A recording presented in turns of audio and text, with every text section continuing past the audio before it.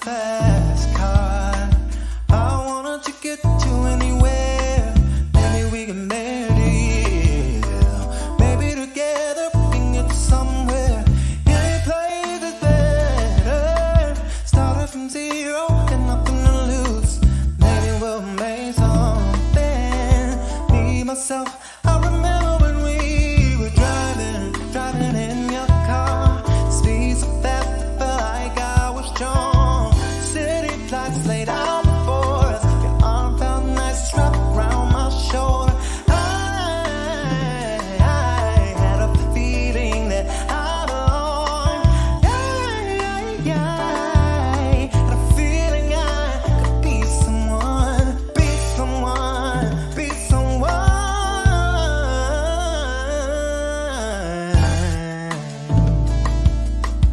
Oh, you got a fast car.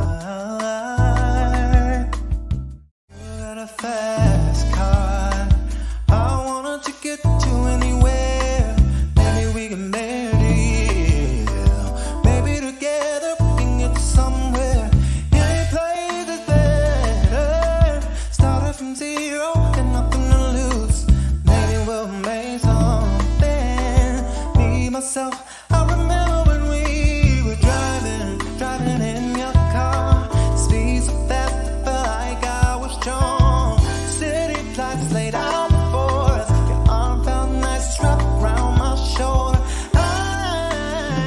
I had a feeling that I belonged. Had a feeling I could be someone, be someone, be someone.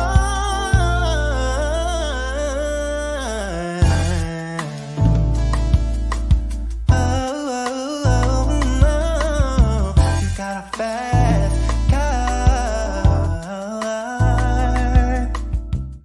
HelloFresh is also an owner of Factor. So Factor is pre-made meal plans. If you don't like to cook your own meals with HelloFresh, you can use the link in my comment section and you can pick your meals from Factor. In the link, you get some free meals as well. So if you guys don't want to take the time to go ahead and cook the meals like I did with HelloFresh, you can go ahead and order your own meals through Factor. The meals are amazing. They have breakfast, they have protein shakes, they have smoothies. So if you guys want to use Factor, go ahead and hit that link in the comment section. It's amazing. Yes, I cried.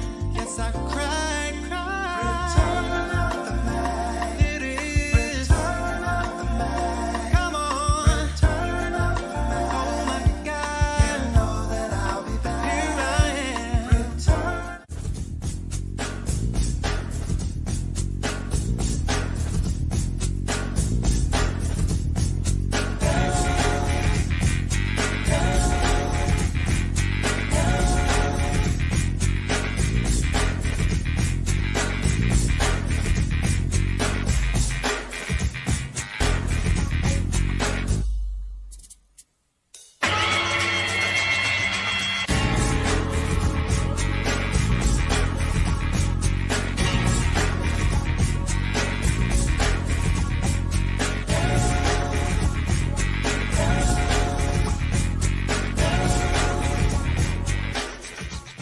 Go ahead and make sure you click that link, get you some Teach Hanley, and support the Media Man YouTube channel, and also support Teach Hanley.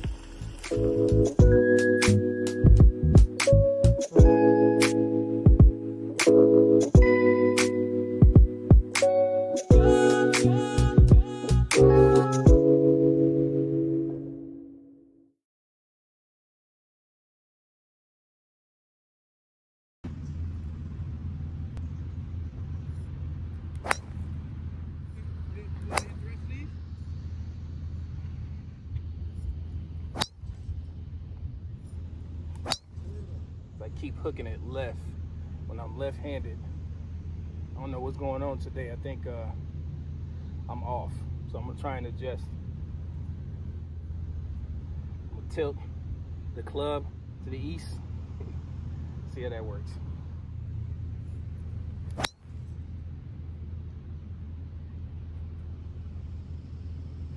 That worked.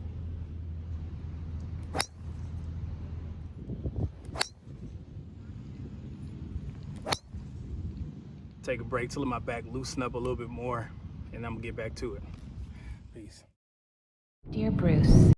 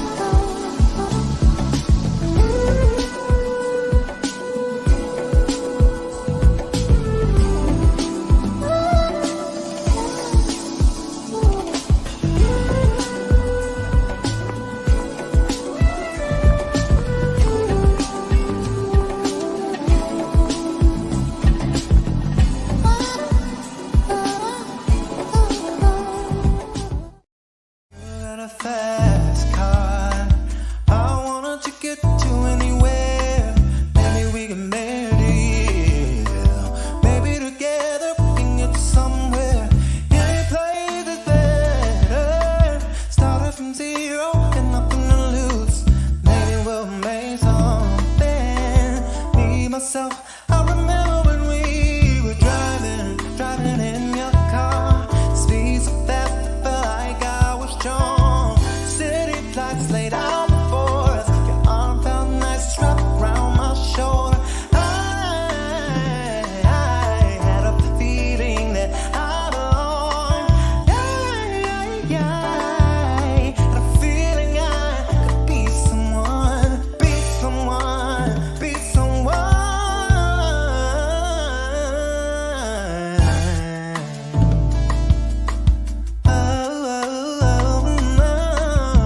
You got a fast car.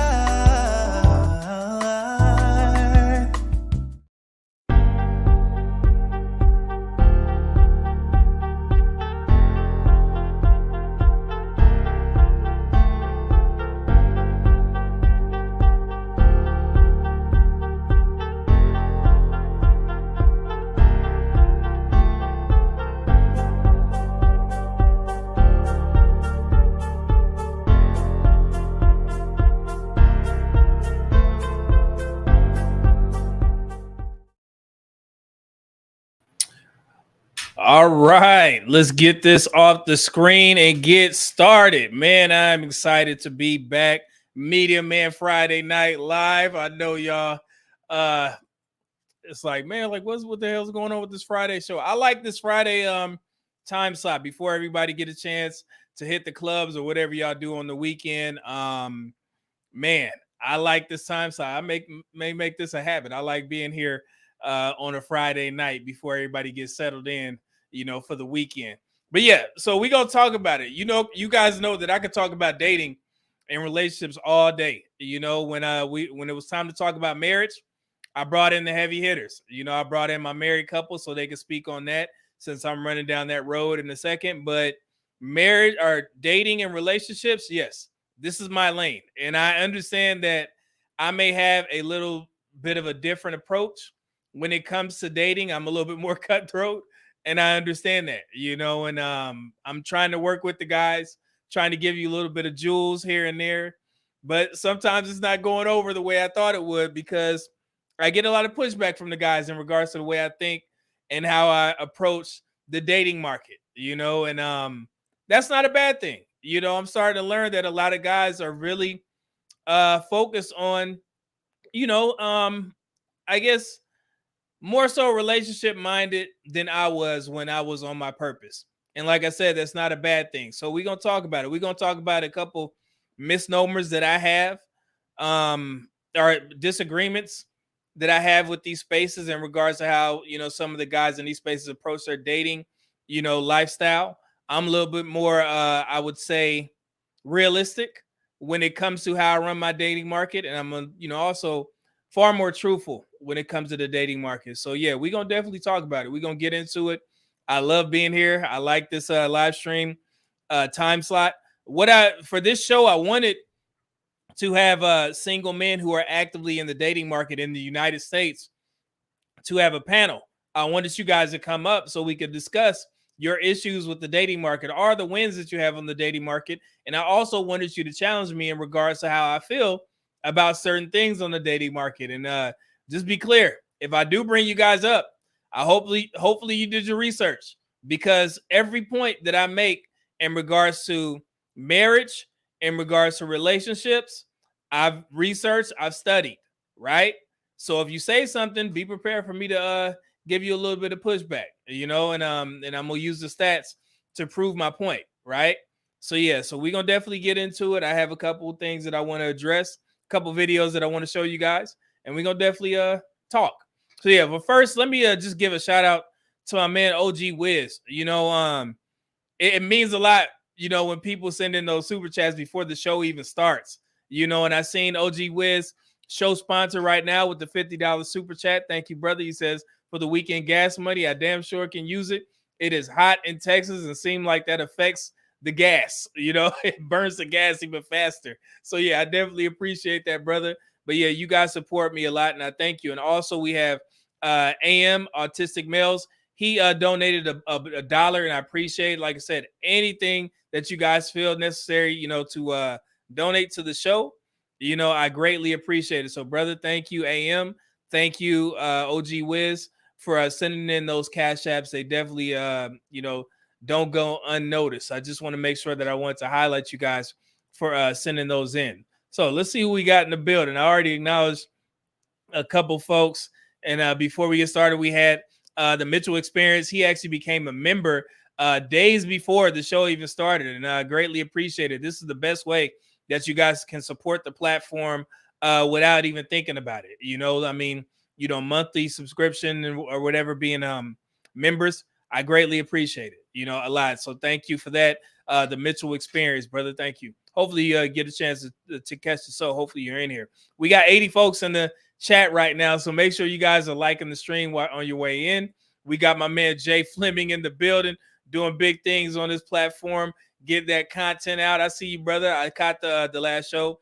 So yeah, man, you doing well over there. Like I said, I like to see when I open up YouTube, I see Jay putting out content. So yeah, because if you guys don't know, that's the key. You got to get in that algorithm, and Jay is definitely doing his part to get up there. And trust and believe, Jay will skyrocket here in a second, because his Passport Bro content is very clean. It's very professional. The brother's doing big things. So shout out to you, my man Jay Fleming. And we got Eric Robinson in the building. Let me give him a shout out right here. Eric Robinson Jr. What's good, brother? Let's see here. Hey, JT said Kendra G has entered the chat. That's funny. What's going on, good brother? LM says, no disrespect to the great Kevin Samuels, but Media Man gives a young, healthier, more attractive version of KS. Rip Kevin Samuels, though. I appreciate the kind words. And like I said, you guys, my goal is definitely not to beat Kevin Samuels. It's definitely not to replace Kevin Samuels. There won't be anyone that's going to replace Kevin Samuels. He did so much work in regards to these relationships, discussion spaces. I see so many people echoing his talking points, and case in point, Kendra G. But one thing that Kevin Samuels did that I'm definitely not willing to do is to sit here and I mean, you guys can call it talk to. I call it, him spitting out jewels and women arguing with him. I don't have the patience to do so. If you guys don't know, one of the, as two reasons why I'm going to Abu Dhabi. The first one is to go see my brother. As you guys know, my brother lives there. My brother's been living in Abu Dhabi for the past, 4 years now. So I try and make it out there at least once a year or once every other year so I can visit him. And then also the second reason why I'm going to Abu Dhabi is because at the end of this month, that'll be my last mental health counseling session. As you guys know, I've been in mental health for the past 5 years, right? And this is for, me being in the military for 20 years and also some family and relationship issues that I had to clear up. So my last session is coming up very soon. So I'm going to Abu Dhabi to celebrate and also just to clear my mind, and that's one of the main reasons why I do not do the arguing with women on panels. And the same thing, it's the same reason why I don't argue with men on panels. And I want you guys to understand something. I know a lot of guys are saying, man, you should go on such and such page and debate him. And my response to that is to debate what? If he has a different opinion on how he thinks and how, these, men should move, kudos to him, right? But I have a different approach. And I like that, and that's what these spaces are for. It's for you guys to find the content that suits you best. You guys will not agree with everything I have to say, and that's okay. I want you guys to be comfortable and get comfortable with listening to content creators and not agreeing with everything that they have to say. Because trust and believe, on my platform, you definitely will not agree with everything that I have to say. And that's okay. That's why we have multiple content creators in these spaces where we can get men to gravitate towards whoever they feel gives the most value to them and what beliefs, ring true, in regards to their lifestyle. So, yeah, so that's the beauty of being in these YouTube spaces is the fact that we get to pull from multiple different men who are doing great things in these spaces and, see what suits you best, right? So my goal here is to challenge, certain norms and also bring the facts, data, and statistics so you guys can be well armed in these conversations. But again, you won't agree with everything that I have to say. Case in point, when I start talking about, men don't care about how much a woman makes, right? I've already did multiple videos on that. I've showed you guys that only 1/4 of the female population is able to be stay-at-home moms. So what does that tell you? 3 out of 4 women work, right? So if 3 out of 4 women work, you have to assume, and we know that the majority of those women who are married, they're working as well. So what does that tell you? Their income matters. You're going to need your wife's income. I'm not saying that you're going to need to rely on her to carry the household. Of course, that would be a man's job. And I'm not just saying that for women, because it seems like women don't understand how scarce stay-at-home moms are.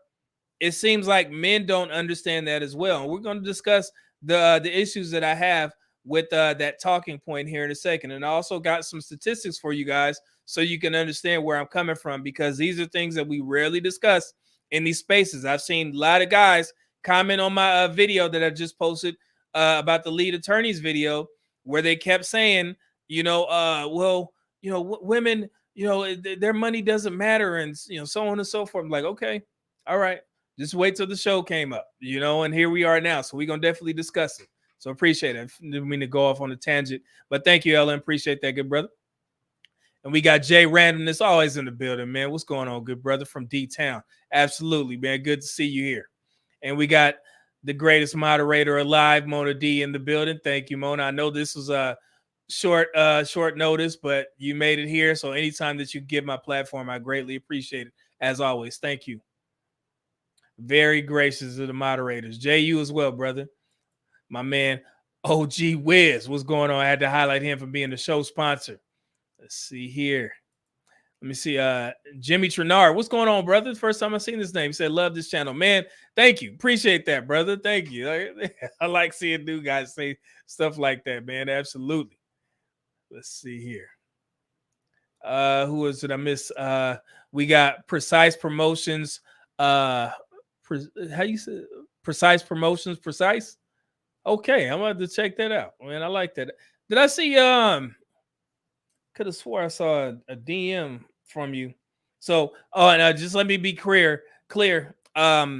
You guys, if you don't know, I only have a certain amount of time to be on social media. So yeah, so if I don't get a chance to get back to your responses, it's because of the fact that I try and limit my social media presence and viewing time as much as possible, so you can stay proactive. It's a thing that I picked up from watching a particular podcast, and they were saying that I think it was Jocko Willnick, where they were saying, you know, you have to cut down on your social media time. So I set a timer to the point where I can't actually view social media, but I think I did see Precise in there, and I'm gonna respond to you this weekend, brother. I got you.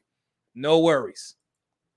Absolutely. Let's see. Curtis Carpenter. Hey, Cali, check in. My man, we brothers already, man. I'm from California. So yeah, so I love to see my Cali brothers in here.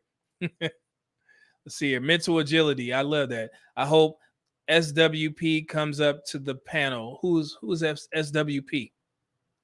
SWP. SWB. Who was SWP?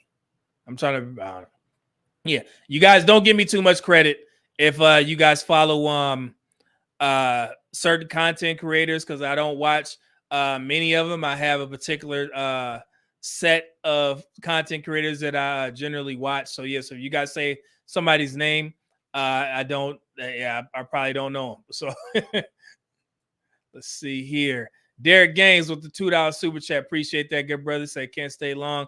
Just showing some love. Absolutely. Thank you, brother, with the $2. I love the super chats, man. I greatly appreciate it. That means y'all rocking with the content. Mental agility said, keep cooking, brother. As a fellow service member, tough love is certainly needed. Everyone has their opinion. Just keep doing you. Appreciate that, brother. Thank you for that $5 super chat. Absolutely. And that's what I like I said, I want guys to be a little bit more mature in these spaces and understand that just because you disagree with somebody, that doesn't mean that you're enemies. It's okay. Yeah, I'm not expecting you guys to agree with everything that I have to say. We're men here. We can be okay with that. We're content. We're fine with that. It's cool. Let's see. Did I get this? Derek Gaines became a new member. Man, my guy. Gave a super chat and became a member. Man, appreciate that, brother. Thank you. As always, man. I see Derek Gaines in here all the time, man. Thank you. Let's see here. The beautiful lie was good. Good people. What's going on, brother? Good to see you here, man. DJ Gray Hat, what's good? He says, glad to be in the room. I see your content making the rounds with other content creators. Keep doing what you're doing because heaven knows it's needed. I appreciate that, man. I get so many mentions. I just found out that YouTube had a little mention side, because when you open up the little, the bell at the top, it goes directly to all. But then on the side, it says mention. So I pushed that, and a bunch of mentions come up, and I just found that out maybe like a week ago. I was like, man, I didn't know that many people was talking about my content, man. So I went and reviewed some of the videos that I seen. It was good to see, man. So appreciate that. Thank you for pointing that out. Let's see here. Sim City, my man in the building, said keeping that cortisol low. I feel you. Absolutely, man. Yeah, man. I take care of my mental health, guys. That's one of my main priorities. And that's honestly one of the real reasons why, the panel shows don't, I won't be on any of those panel shows, because even when I watch it, I can feel my blood pressure rising. I'm like, man, how can they say this? Y'all should say this or whatever. And I'm like, man, I can't do it. Too much delusion, right? So, and that's a part of me protecting my mental health. And of course, I talked to my therapist about this. Yeah, doesn't suit me well, right? So like I said, I like the fact that we have multiple content creators where you guys can gravitate towards who you feel brings the most value to your life. And if you have to pick and pull from different pieces, that's okay. Different people, that's okay as well. My platform is definitely not a one-stop shop. There may be certain people that are far more educated than me in certain areas, and that's okay. And I want you guys to branch out and support those platforms as well, right? Let's see here. Who else? Ken Masters. He says, I always thought KS spent too much energy talking to those women. They didn't care. Took his energy, shaking my head. Yeah, and it may be true, but I definitely know that it was needed. I used to be wary of his health. And this is something that I did not express in public. I expressed it to my closest circle. I was like, I hope, I used to, mention him drinking the Red Bull, and I remember that he tried to change and drink water. And I was like, man, I hope he's taking care of his mental health, because, going back and forth with these women, that could take a toll on you. Anytime, you know, you have to raise your stress levels and the anxiety kicks in, that definitely does something. So I also take my time to take care of my peace. Like literally yesterday, I took time away from my job just to go to the golf range. I found a better golf course actually that than the one that I'm a member with, where it's not as packed. If you guys don't know, the golf course that I typically golf at, it's one of the most busiest golf courses in Houston. And every time I try and, get an adequate tee time, there's a lot of people right behind you. So you really can't take time to, measure up your shot and things of that nature. It's always somebody waiting behind you. So I found a new golf course and it was literally nobody there. That's why I was able to get on the driving range and actually talk to the camera, because it didn't feel out of place if there was multiple people on there. So that was just me taking care of my mental health. I felt that it was necessary to get out there and clear my mind.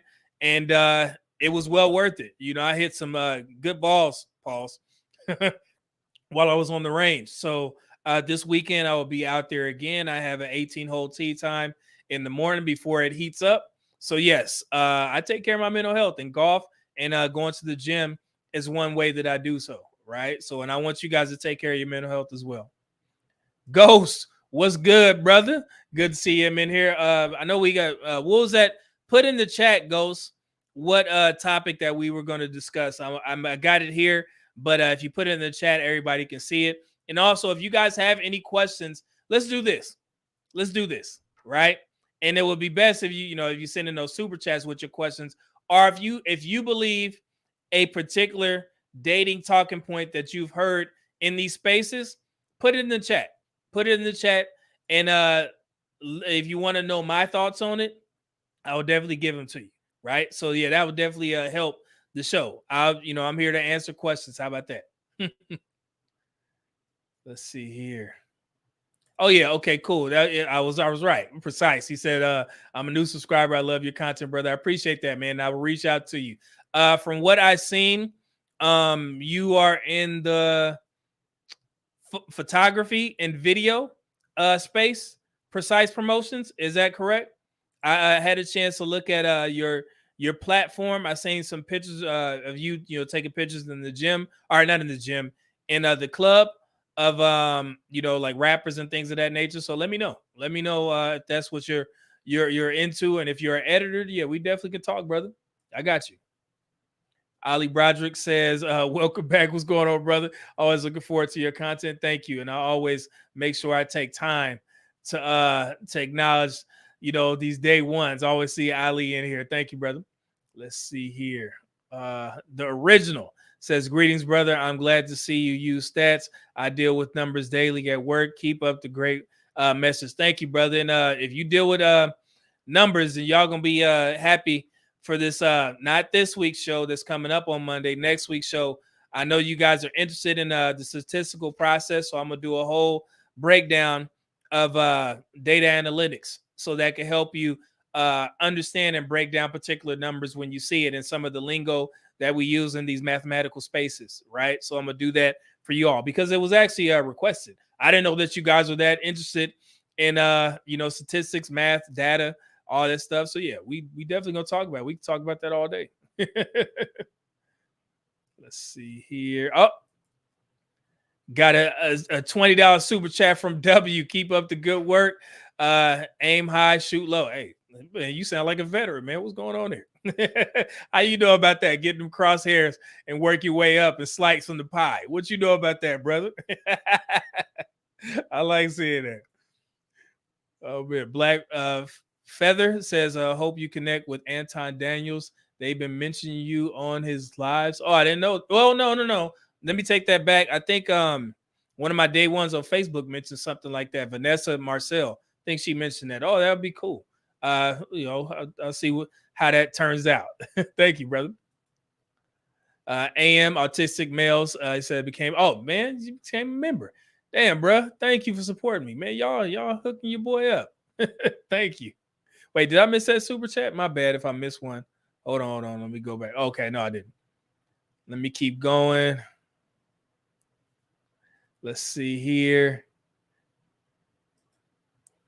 All right. Lawrence Ross, what's going on? First time in the room. Have seen your shorts. Hey, Mona D. Oh, you know Mona, so you cool peoples with me. So yeah, good to see you here, man. Sim City says, what are your thoughts on energy drinks? He talk about fitness. I gym a lot and I use them, but you mentioned Red Bull. I always get concerned.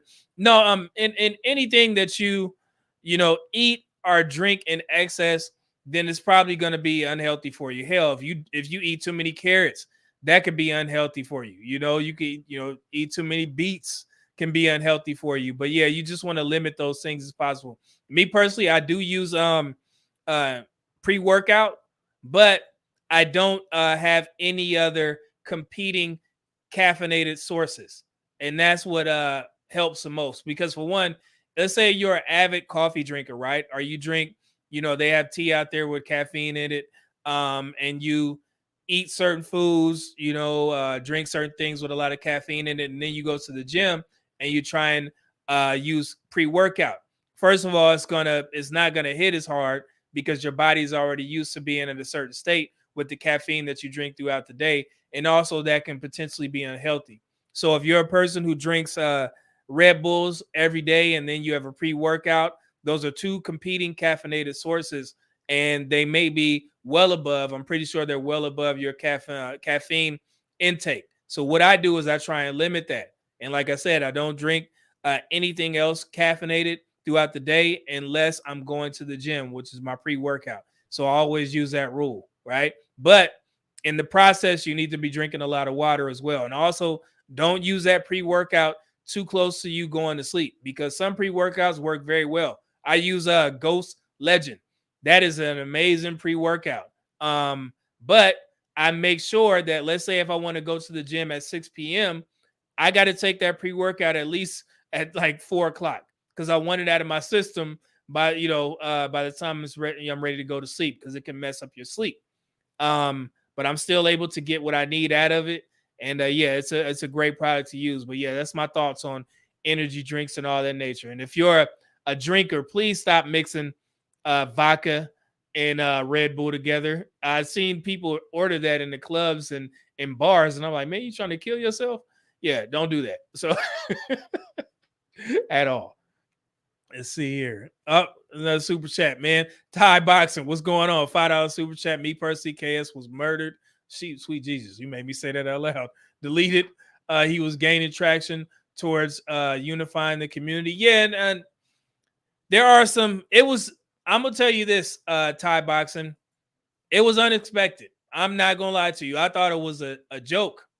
When I first heard it, I didn't believe it. But it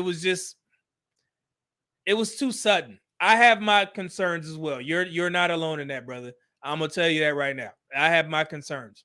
I'm gonna just say that much. So before we get into conspiracy theories, just understand that you are not alone, and I have my concerns as well. Right? Rest in peace to Kevin Samuels. Man, hot sauce. Salute. Keep up the good work. Appreciate that, good brother. Let's see. Oh, another super chat here. So Jabari House, $10. He says, hey man, thank you so much for the wisdom, knowledge, and insight you keep dropping currently, getting this working in the gym. Keep bringing that heat. See, man, I like to hear that, man. And he sent in the $10 super chat while in the gym. Damn, man. Appreciate that, brother.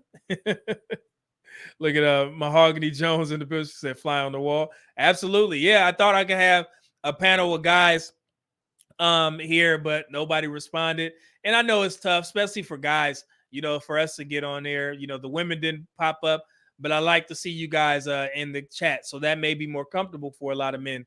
So yeah, but we'll talk about a couple things. I got it. Male reality lessons, greetings. I'm late. Hope I didn't miss all the discussion. No, man, we just started, brother.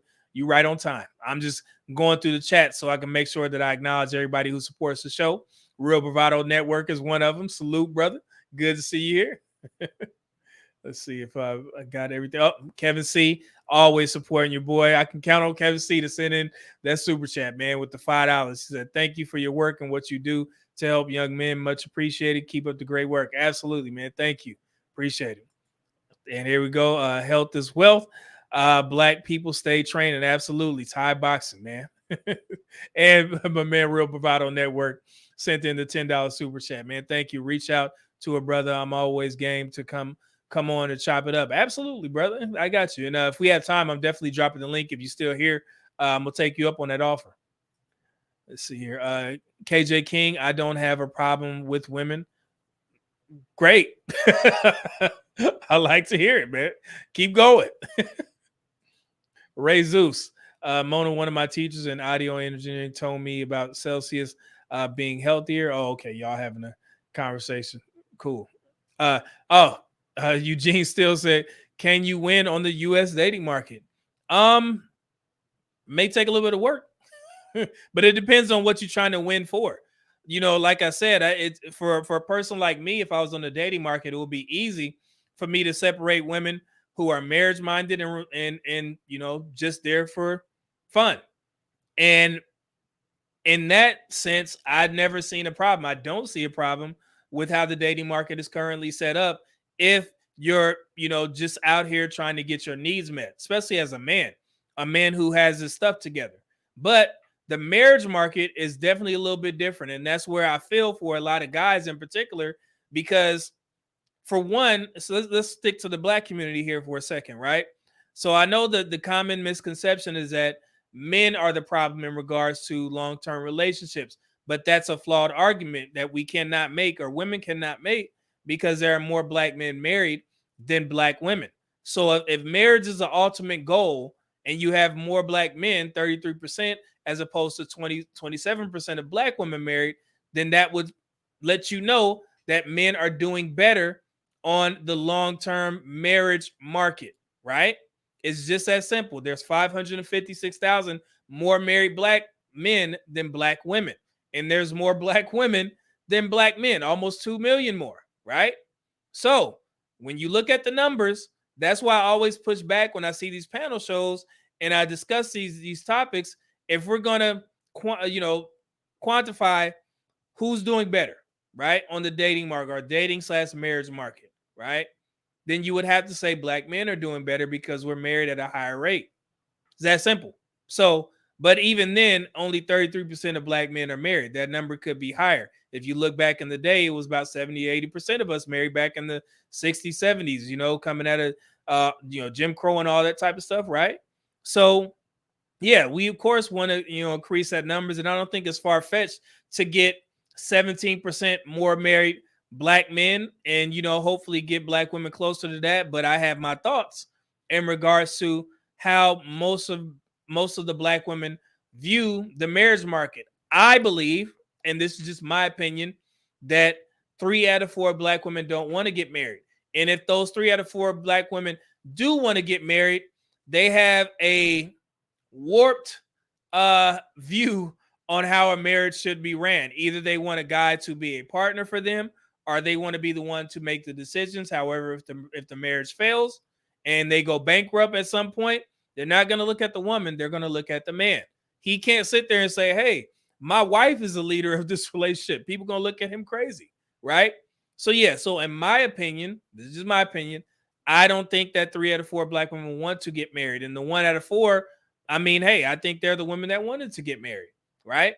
So, and that's, like I said, that's me. Other people can feel different, but from what I see, what I hear, and what I learned from listening and researching all this stuff, all points lead to 3 out of 4 black women don't want to get married, right? So, to answer your question, you can win on the dating market if you have your stuff together as a man, but marriage may be a little bit tough, and I think that's why the passport bros are excelling the way they are, because they developed their own solution. And that's what, and why would I be opposed to men finding a solution to the issues that they have in the current US dating market? That was the best thing. And I see those guys winning. Jay Fleming is one of them here. Like, he can attest to that. That's why I was so for the movement, because I see black men enjoying themselves. They're happy. I mean, who can hate on that? I mean, it just makes sense to me. If you can't find what you're looking for here, and it doesn't have anything to do with getting sex, because the passport bros, they have their stuff together. They're not worried about getting sex. They're worried about having a meaningful relationship, that could possibly lead to marriage. And it's far more easier to do that overseas. I mean, hey, what else do you want?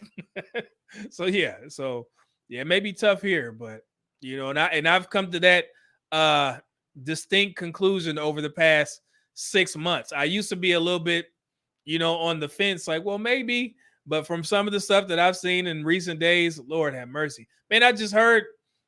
I wish I could play y'all my my voice message to my friend. She sent me a clip where they were saying Lizzo is getting sued by some of her dancers because she was fat shaming them. And I thought it was like something from The Onion. Like she sent me this article and said Lizzo is being sued for fat shaming dancers. And you know how The Onion puts out those fake articles? I was like, man, this is not true. Like, were they playing with me? And I opened up, the link, and it was a whole bunch of stuff. I was like, wait, hold on now. Like, it seems like it's true. It's like, how is Lizzo fat shaming her dancers? And it's a whole thing. I don't know if you guys have seen this. I've been kind of out of the loop. I've been working a little bit, but yeah, I read up on it. There's a lot of people suing Lizzo for fat shaming. That is absurd. Thought it was a joke. But yeah, that's where we at in today's society. Oh man. I hope, did y'all see that? Lizzo? Yeah. Let's see here. Prime VA. Good to see you, brother. He says it's a good bit of Married Passport Bros in the space too. It is, man. It is. El Guapo, Beautiful Lies. These brothers winning out here, man. We got who has zoomed to Thailand. Even though he's not married, he's in a long-term relationship with his current partner. They're doing great things over there. Amazing, man. Some amazing guys in these spaces. Let's see. DJ Greyhead, I think it would be good to have a Passport Bro live call where they can take questions and answer them. There are way too many women speaking out about the movement. Man, I've done multiple videos and had a bunch of Passport Bros up here, including Jay Fleming. Man, so I don't know what questions they want to answer. The word is out from what I see. Let me know, DJ Greyhead, what new questions would Passport Bros have to answer? Because as of now, I think they did what they had to do. They announced themselves, and now they're like, "Hey, I'm out," and they're leaving. So, oh man, so I like to see it. Let's see. Real Bravado Network says, "Not a lot of us men who are 10 toes down. Don't worry about pounding cake. We want a stable woman. Sincerely, a 10 toes down man." Yeah. Hey, it's a lot of guys that feel that way. Like I said, if the goal is to, just enjoy yourself and, use these women for what they're giving you. When I was in the dating market, I would have enjoyed it. So, I don't care. So if you're not going to cook for me, but I get to bend you backwards, in the bedroom. All right. Fair trade. Don't listen to me, y'all. Oh man. And thank you for that $10 super chat, brother. Let's see here. Lawrence Ross says the women has to be more devoted to family than self. Yeah, I agree.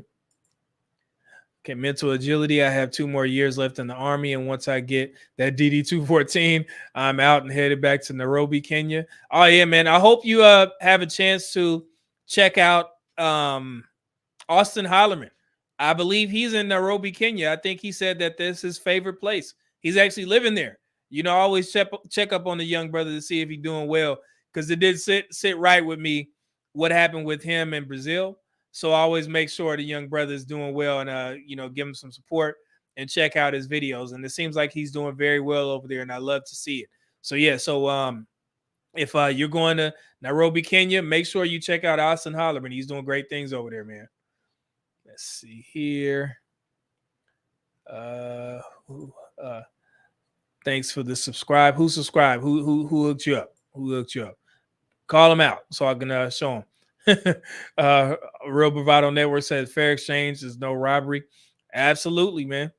I mean, I, yeah, it seems like Candyland out here to a brother like I was. Oh man. So let's talk about this first point in regards to a woman's money, career, and education doesn't matter, right? And I posted something from the lead attorney where he's explaining to guys it may be an issue if you marry a young woman who doesn't have anything to her name. Let's say you are a financially stable, financially successful man, and the example that the lead attorney used was a doctor. Let's say a man is a doctor and he swipes, right on a Foot Locker worker, a woman who's working at Foot Locker, beautiful woman, and so for some odd reason, women who work at Foot Locker are always pretty, younger women. And you see her and you get with her, you end up marrying her, y'all have about 3 kids, and then she ends up divorcing you. The way he was explaining, the tradition of the courts is to make sure that she continues that lifestyle because you have been her primary breadwinner since you guys have been married, right? So if that's the case, the courts see that they're going to side more on her in regards to any type of spousal support, child support, because she doesn't have any means of income because she stopped working at Foot Locker when she had the kids. So if y'all get divorced, the courts see it as, hey, this is the tradition. This woman doesn't have anything going for herself. And since they've been married, you've been taking care of her, right? So we're going to continue that. And that's basically what the lead attorney was saying. And that's why, and he also explained the other side of that. And before I watched this video a while ago, I had already determined the way I was going to move on the dating market. I knew that my relationship was not going to be traditional because I was done having children, for one. That makes a huge difference in regards to how I view, getting a woman who has a career, because I know there was a lot of guys in the comment section on that post. They were saying they disagree, and that's perfectly fine, guys. But you're in a different position than I am. I'm not having any more kids. And also, I wanted to make sure that my woman had something to do, that she had a career. And just so happens that I was able to find that in the girl that I'm marrying. So I wanted to make sure that she had her own thing going. And granted, I am 44 years old now. My fiance is 33 years old, right? So she's been working in her career for a while. So I wanted to make sure that we both were busy and she's not going to be sitting on her ass, not doing anything. I explained this in the video previous to that. So my situation is a little bit different than yours. That's why I have the feelings that I have when it comes to dating and or marrying career women. And I know the talking point that people tend to focus on in these spaces, and I did a poll. I said, what do we hear in these male-centric spaces the most? That men do care about a woman's money, career, education, or, men don't care about a woman's money, career, and education. And overwhelmingly, everybody said we hear that they don't care about a woman's money, career, and education, right? And I did, and the reason why I brought that up is because I did multiple videos explaining to guys that, for one, 3 out of 4 women who are married are in the workforce, full-time or part-time. 3 out of 4, right? So that right there should tell you that, hey, most of the married women work, right? So saying that a guy doesn't care about a woman's finances, her education, her income, and all that stuff, it really doesn't make sense because of the majority of women who are married, they work, right? Second, when you say something like men don't care about a woman's finances, who is that? Who are you talking to? Who was, let's say this, who was Kevin Samuels talking to? Do you guys remember when he said that? When he said that men don't care about a woman's income, he was talking to like the top 15 to 20% of men, right? So, of course, a man who is in the top 10, 50% of earners, why would he care about a woman's income? Because he has enough to take care of both of them, right? Does that make sense? But the issue in these spaces is that we have every man saying that they don't care about a woman's income or her education, when we know that if you are not in that 15 to 20%, top 15 to 20%, yes, it does matter that your woman's income, it needs to be there to take care of the household. So that's why I always step in to correct guys from saying that, because if you're not in a position to be the sole breadwinner, then you need to stop saying that you don't care about a woman's income or her education, because she's going to have to contribute to the household, right? Or you could do like I forgot who was said it on my platform, that if the man makes $50,000 and the woman makes $35,000, they're going to live at his income level, and her money is her money. If you want to do that, cool. It may work for you, but there's not a lot of modern women that's going to go for that deal, right? So just being completely honest, and I got some stats here. So hopefully you're on the right train, or on the right track, that you guys can understand what I'm saying. So let's see here who we got. Let me go back. See here, Don. Florida just got rid of alimony for a lot of women. Yeah, I know. I seen that, man. They mad. They got to work. Like the lead attorney says, back to work. Ray Zeus, I agree with the notion. Hence why I said a tad bit earlier. Hello, I'm just pointing out how the "you wasn't with me shooting in the gym" notion comes along with it. Yeah, absolutely, man. I agree with it. Let's see here. Okay, mental agility. He spoke for the high value men. Absolutely. I just wanted to point that out because we get that message misconstrued. It doesn't apply to all men, and that's not a bad thing. And the reason why the reason why I put out these statistics by saying, hey, 3 out of 4 married women work, is for both men and women, because women are under the impression that there's just especially black women, they're under the impression that a large contingent of other races of women are just staying at home taking care of the kids, and it's not true. So I do that for the women, for one, and also for the men who aren't in that top 15 to 20%, for you all to understand that, hey, it's not out of the norm that both people in the household works. I'm not saying if it's right or wrong, but we have to acknowledge the fact that the majority of married people are in two-income households. So what does that tell you? It's working. Married, right?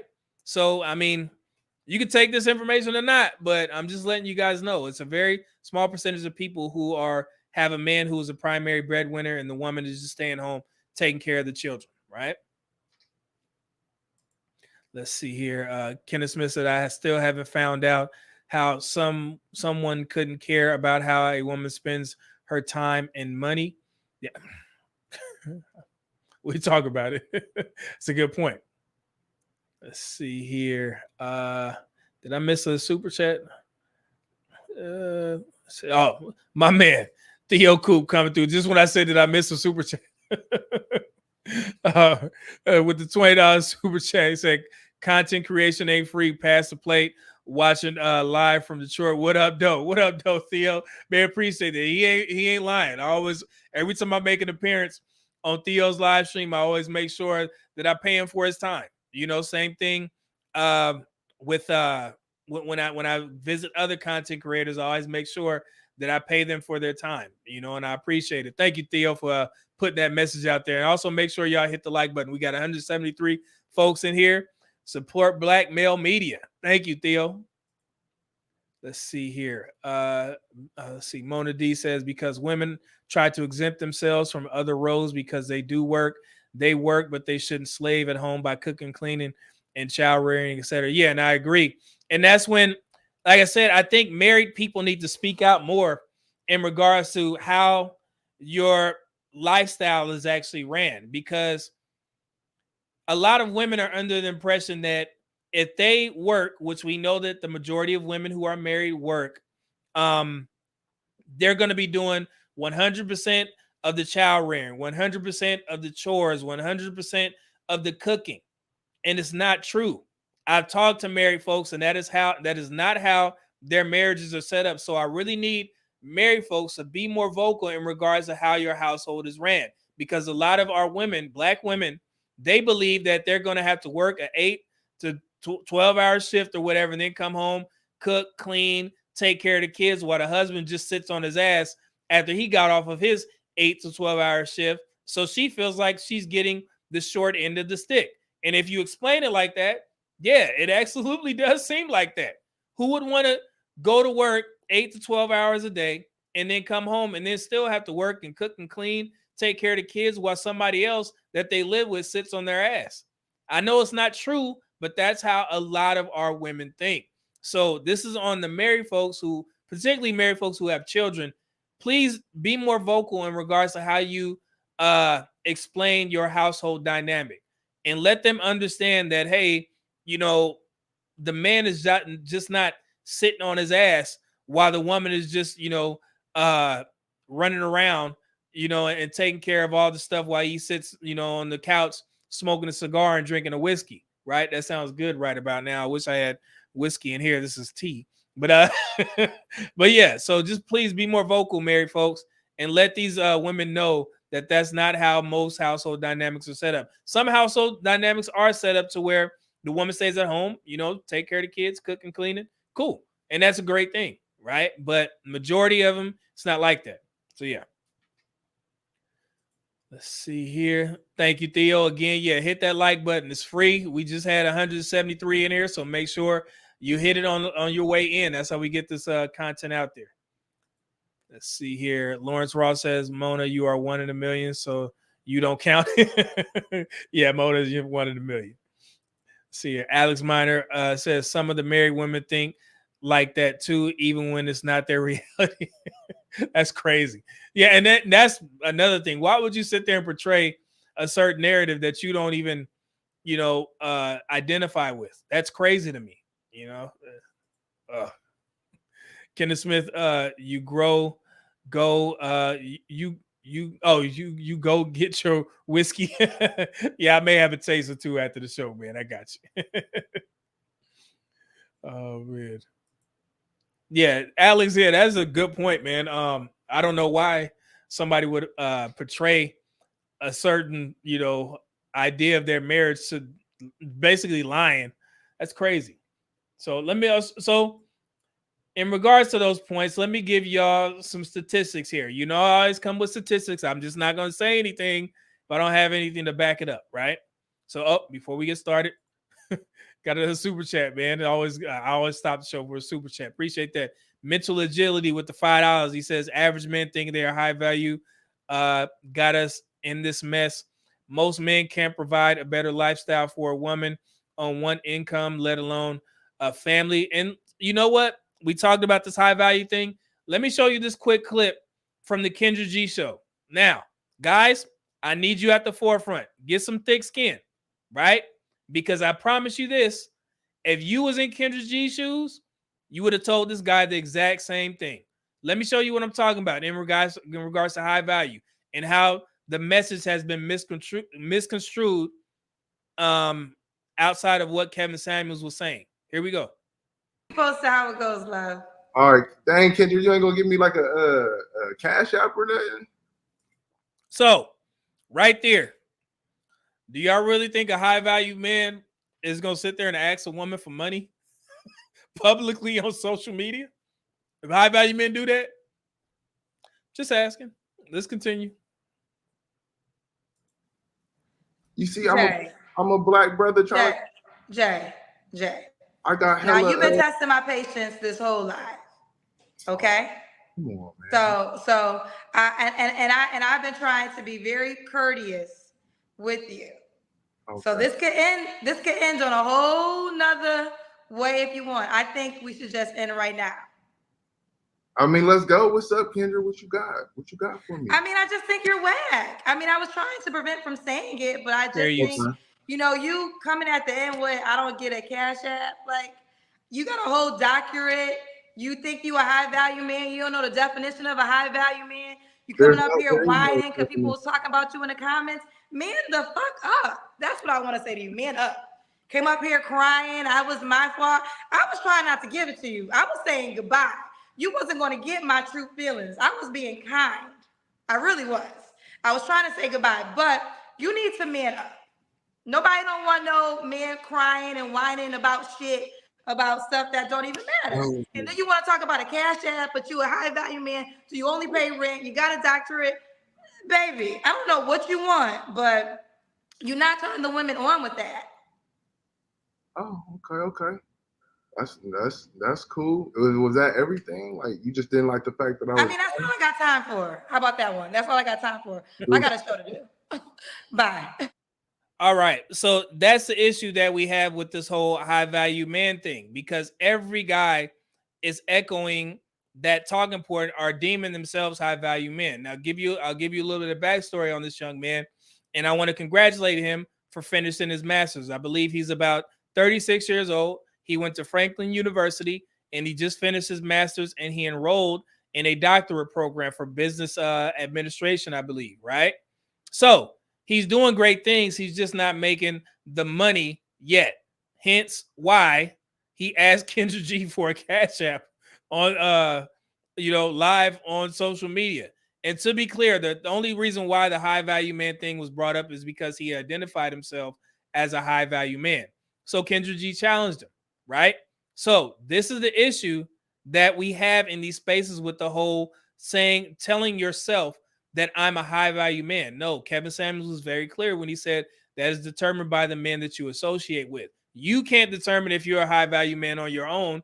And if Kevin Samuels is the one, if the definition that we're going to use in regards to the 6 pillars of being a high value man, which I like that he put out there, then yes, it is determined by the group of people that you hang around. You cannot just be going around here saying I'm a high value man and you should respect me as such, and then you go on Kendra G show and you do foolery like that. This is where men need to be held accountable. I know it sounds good, to high value man of value. Great. I understand that. But once you start to evaluate your life and you start to see how you're living, then you can determine that on your own. And should you be saying that or not, right? Where's your circle of men? Where are you useful to the group? Do you make over $100,000? All these types of things that Kevin Samuels laid out, they're there for you. They don't have to be the end all be all, but they are a barometer to where you can gauge your success. And that's what I liked about it. It's just a somewhat of an outline that you can use as a man to see if you're meeting particular categories. Have you made $100,000 for 3 to 5 years? Things of that nature. Is being a high value man important to you? If it is, then yes, I would suggest that you go listen to some old Kevin Samuels videos where he discusses the pillars of the 6 pillars of the high value man and see if you match up, if it's important to you, right? So yeah, so the reason why I put that young man's video in here is for that particular reason, since I knew the high value man concept was going to come up. If it's important to you, evaluate yourself realistically and see if you match up, right? So yes, all I want to say about that. I'm glad I got a chance to talk about that one. So let's go back real quick. Did I miss some stuff? Let me go back. Yeah, we got a lot of comments. I'm trying to catch out. So make sure y'all send in those super chats. Appreciate that. Kenneth said, is he wearing pearls? No, I think it was like a Cuban link chain. I don't know. Let's see here.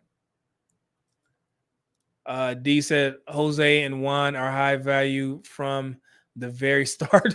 What? Okay. Mental agility said he got that high value chain on. Okay. Let's see here. Theo says can't be high value with your hand out. Yeah, that was wild to me. I couldn't believe that his brother got on there and said that. That whole interview was kind of weird because he came on her show talking about his last appearance on Kendra G's platform where he said something wrong and he was trying to blame Kendra G. Like it was all bad. And like I said, he didn't even need to do all that because of the fact that the brother just finished his master's degree and he's enrolled in the doctorate program. So he was just kind of doing too much. And it was kind of embarrassing because these are the type of videos that get clipped up and used as all black men, and I get upset when our black male ethnic image is kind of tarnished because of that, and of course I know it's not all black men. I get that. But just to see that out there, it kind of looks crazy to me. The same thing, and it's kind of a joke, but they have that show I think it's on TLC, where people have these strange addictions, and they had back in the day, it used to be like, okay, you know, when they had these shows about strange addictions, there's not going to be any black men on there. You know, there ain't gonna be no black people on there. But this most recent season that came out, they got a brother on there named Tuna Tyler. I've been laughing at this for the past week. Brother's name is Tuna Tyler, and he has the strange addiction of eating and smelling tuna in the can. Like, literally, this brother was on a date. He brought a can of starfish, poured it out of his pocket, opened it up, and was sitting there smelling it and drank the water. And oh my God. And I was just like, man, I hope nobody gets a hold of this video seeing this dude, Tuna Tyler, you know, as a black man with this crazy ass fetish. And sure enough, the Shade Room got it. And you go to the comments, and it's all types of black women in there saying, yeah, black men do be having some weird fetishes. They be doing some weird stuff. I'm like, Lord have mercy. Now we lumped into this foolery. So you guys haven't seen it. It's the worst, man. I don't like it. Oh man, we got Dudley De Niro with the membership. Appreciate that, good brother, as always. Man, you the man. Appreciate it. Oh, my bad. Mona told me to check my Cash App. Here we go. Oh, see, look. Mona, always count on Mona. What Mona say? Mona said, I saw that mess tuna dude. See, now people gonna think that black men out there wilding. Oh man, Rich Turner checking in. He said, "Oswald, I just woke up from a nap. Which post, Umar?" No. Timekeeper. A lot of dudes don't know how to just sit out when they aren't included. They got to be heard, got to be seen. Yeah, that's true. Don, I have no problem with her having that type of smoke for him, but I want her to have the same energy for the delusional women that goes on her show also. Yeah, and I, like I said, I can attest to that. She does give some pushback. She has been challenged by women in the past. You know, I was, I used to watch Kendra G's show because it was a great, it allowed me to look into what the numbers were saying. When I would look up the statistics in regards to how our families are set up, it gave me, a bird's eye view in regards to what was actually going on. Because truth be told, and I'm definitely not some sort of an elitist, but I do have a small circle of people that are doing very well. So the women that Kendra G has on her show, I rarely see. They're somewhat invisible to me. I didn't know that there were women out here that were going around, 5 kids by 5 different men. I didn't know there was, I always heard about it, but you rarely see it, right? And so on her show, you were able to get a chance to see where those people are, and it was rather eye-opening to me. So, and my bad, Mona, let me check my Cash App. My bad, y'all. If I missed something, hold on, let me see. I got to get better at this. Thank you, Mona. Okay, Mahogany sent in a $5 Cash App. Thank you, Mahogany. She says, I got to get better at this. Theo, man, I'm about to reach out to you because you get that stuff. It comes directly up onto your page. I'm going to see. I'm about to check in with you, see what you're doing. She says that for doing all the good you can. Thank you, Mahogany, as always. And I'll just say AD just sent in a $5 super chat. I don't know if you want your full name out there, good brother. He says for FA1 320th 5th group SPF passport, bro. Oh man, he's in it. And that's an Air Force guy right there. I can tell you that right now. So thank you, brother. And also Lydell Jefferson, he sent in a $1 Cash App yesterday. Just opened it up. Thank you, good brother. Hopefully you're in here watching. So I appreciate that. Yeah, thank you, Mona, for reminding me. I said I need to do better with that. So you reminded me. That definitely helps out a lot. Thank you. Let's see here. Mental Agility with the $2 super chat said you want to smell tuna, get an H-Town chick. Hey, I'll be talking about these H-Town chicks out here.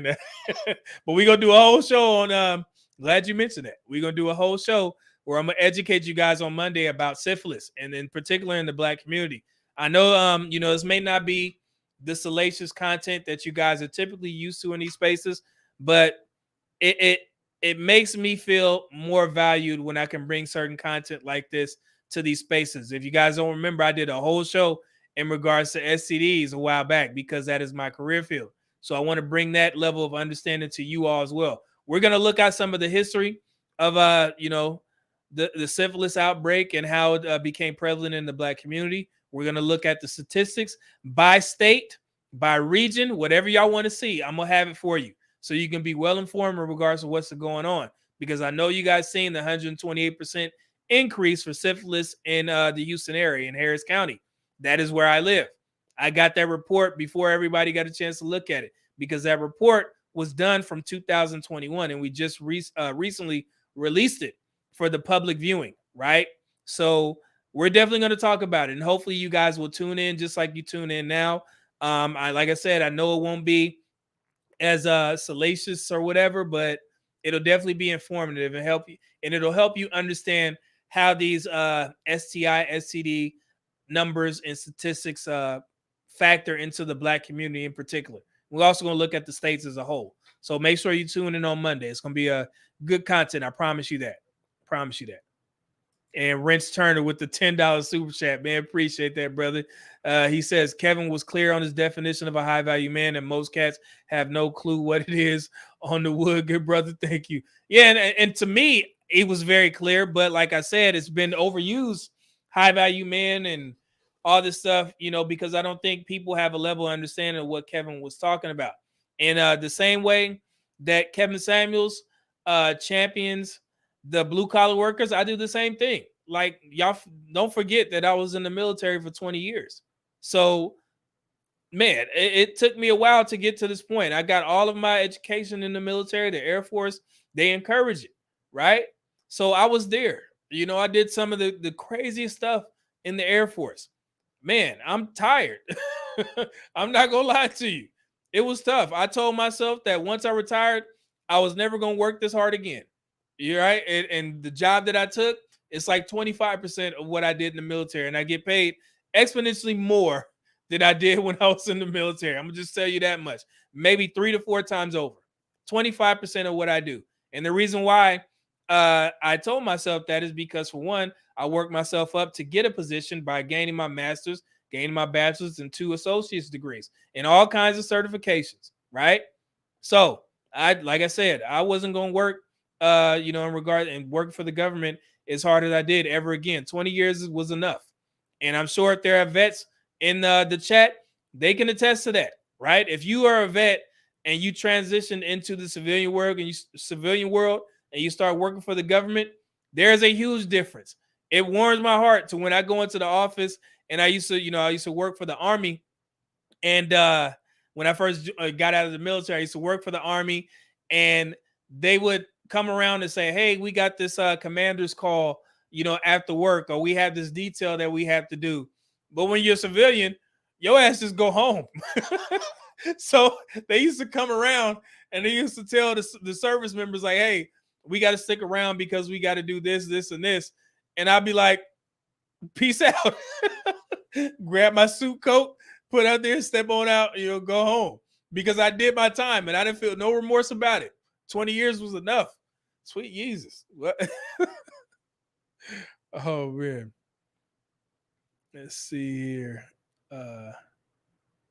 Let's see here. Eastside Silencer 777. That's a cold name. Let's see. Media Man, you got featured on a bro black male website called the Black Male Economic Resource Page. Oh, really? Oh, that's pretty cool. I'm about to check that out. Thank you. Thank you for letting me know, man. I'm going to check that out. Hold on. Let me start. My bad, bro. Thank you. Let's see here. And Male Reality Lessons, $5 super chat. Thank you, brother. He says, Q, regarding content creation, when did you start live stream out the gate or at a certain sub count? So that's a good question, man. I'm gonna leave that up there. So on Facebook, I started my question of the day page. It was called Question of the Day. Well, this may not look good for the camera, so let me put that up there. So to give you a quick history of how I got into these spaces. I retired from the military in 2019. So I started I started becoming a little bit more interested in these relationship discussions because I used to watch a lot of I used to listen to a lot of podcasts while I was in the military. I got really turned on to podcasting, and I had my favorite creators, and most of their content, they used to start talking about relationships. And there was a lot of things that I was unaware of in the Black community in regards to how we interact with one another, right? And it was very interesting to me. So I decided to start asking questions. So I created my Facebook page called The Question of the Day, February 2018. That's how long I've been in these spaces, right? And I would just simply ask questions. Didn't do any live stream, didn't even do any videos.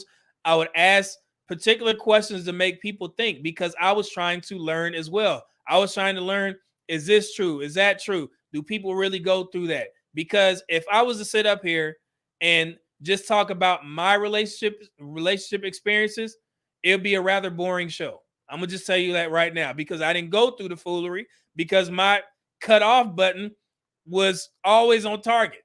I just didn't put up with certain things. So when I saw people going through certain stuff, I was questioning like, well, why didn't you just leave?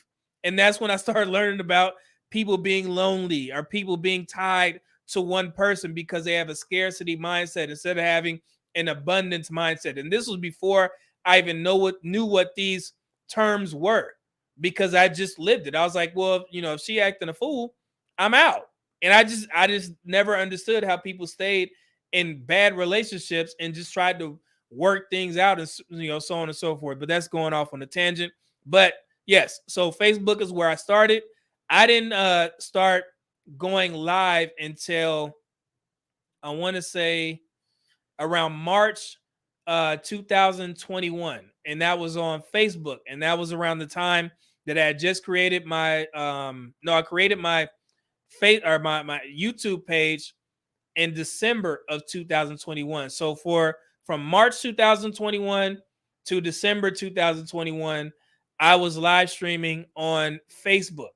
And that's where I have over 40,000 followers or subscribers or whatever you want to call it. Fully monetized page. If you guys don't know, the Medium Man Facebook page, fully monetized. I'm live streaming right now, simultaneously on there. So yes, so I changed my name from the question of the day to Medium Man, which is a name that I guess I coined from me being in, I didn't want to say median man in regards to the statistical definition. So I said medium man to where I could be able to speak to both sides or be somewhat of a person who level sets the playing field, right? And that's what you guys see me do every time I go live. I try and do that to make things more understandable for people, to be somewhat of a mediator, medium, so to speak, right? So yeah, so I didn't start going live on YouTube until I hit 500 subscribers. I think they still have that. I think that's one of the prerequisites that you have to meet to go live. So yeah, so as soon as I hit 500, then I started live streaming. I think I hit 500. I want to say maybe April of 2022, and we started doing our live streams. And that was when I used to have Jay on there, Jay Farrell Freeman, Dulcinea, Zena. They used to come on there, and we used to have certain discussions. I would have my friend Anna on the show, and she would come up there, and we would talk about certain things.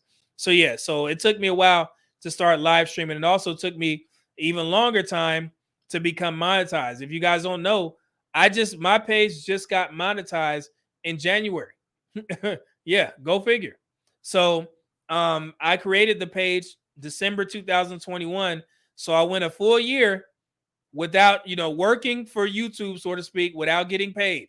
So if you want to be a content creator, you best get used to that.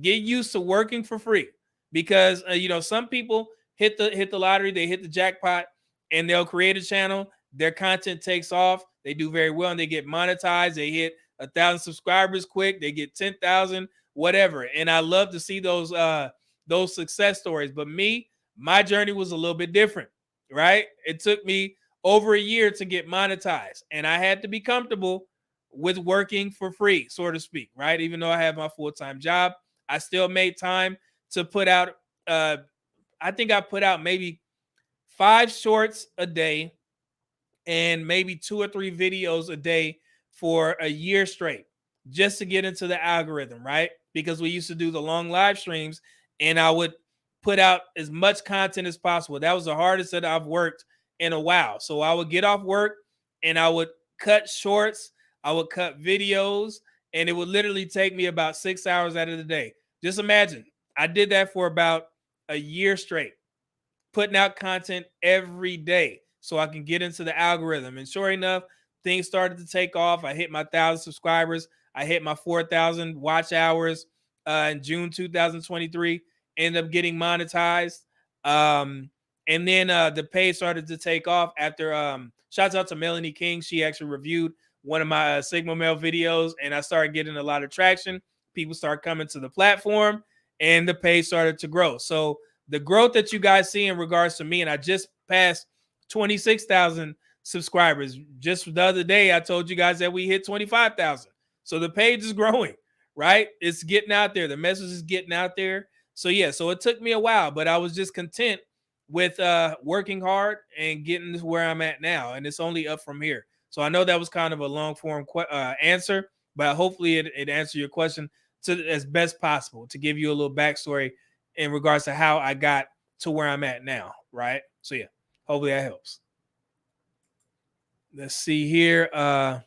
Bamba M. Lynch with the $4.99 super chat. Appreciate that, brother. He said, my wife and I are started a page, the marriage mixtape. That's cool. Any suggestions on content for married couples? We are on 16 years and 8 married as of yesterday and 4 kids. Oh man, congratulations, brother. You know, married couples do very well in YouTube. I would say the best advice that I have for you is keep it clean. You know, now I don't know if you're a couple who shows your kids on social media, but from what I see, those are the YouTube spaces that get the most sponsors. They get paid the most. Their videos do very well in these spaces. So yes, family content, keeping it clean. I think y'all do very well, especially with 4 kids.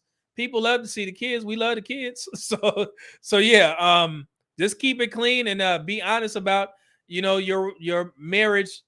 You know, just be honest about you know your marriage journey. You know, and I always call on married people to let us know the real. You know, I mean, don't act like you guys are saints, you know, on social media, because sometimes we get that. We get that people are just, you know, having fun and doing pranks on each other. And we know that marriage isn't like that. So I think your lane could probably be just being real. Don't overshare too much to where people can get all involved in what you're talking about or whatever. But yeah, just be real. Keep it real and keep it clean. And I think that you'll do very well, especially with the sponsorships, brother. Go watch some of those kid-friendly Google it. Google and see what are the top, you know, YouTube channels or, you know, money-wise. I think there was that one kid, you guys, I don't know the name, but it was a kid that all he does is review toys. Like he'll play with toys, and I think he's like one of the top YouTube influencers or something like that. You guys know what I'm talking about. But yeah, I was like, man, just to review toys, like, man, that was crazy. Let's see here. Eugene Steele says, I see what you're talking about. I have a channel and I knew that I would not get many subscribers. Yeah, like I said, you never know, but just get comfortable. You know, I mean, if you believe in your content, you know, and you think that this is stuff that people need to hear, then it will definitely catch on. But just keep working, you know, keep grinding. And I encourage it. I mean, it's enough for everybody out here. And that's why I said there's no need to be, you know, going back with each other, you know, going back and forth with people. No, man, this is a vast space. YouTube is vast. It's enough for everybody, man. You can find content creators for everything. I watch different content creators. Like, it's just not in these black spaces. I watch a lot of different people. I was actually introduced to these spaces by a gentleman who is not black. And I'm going to show you who it is in a second. All right, hold on 1 second. Let's see here. Eugene, the Quiet Storm. What's going on, brother? Good to see you here. This is Roger Spice Salute. Good to see Quiet Storm in the building. Let's see here. Eastside Silencer 777 said try advertising on Google. Yeah, that'd be cool. Let's see here. Ryan's World. That's the name. Thank you, Jay Rux. Ryan's World. Yes. A lot of bread. Just tell you that much. That kid out earned his parents by millions. So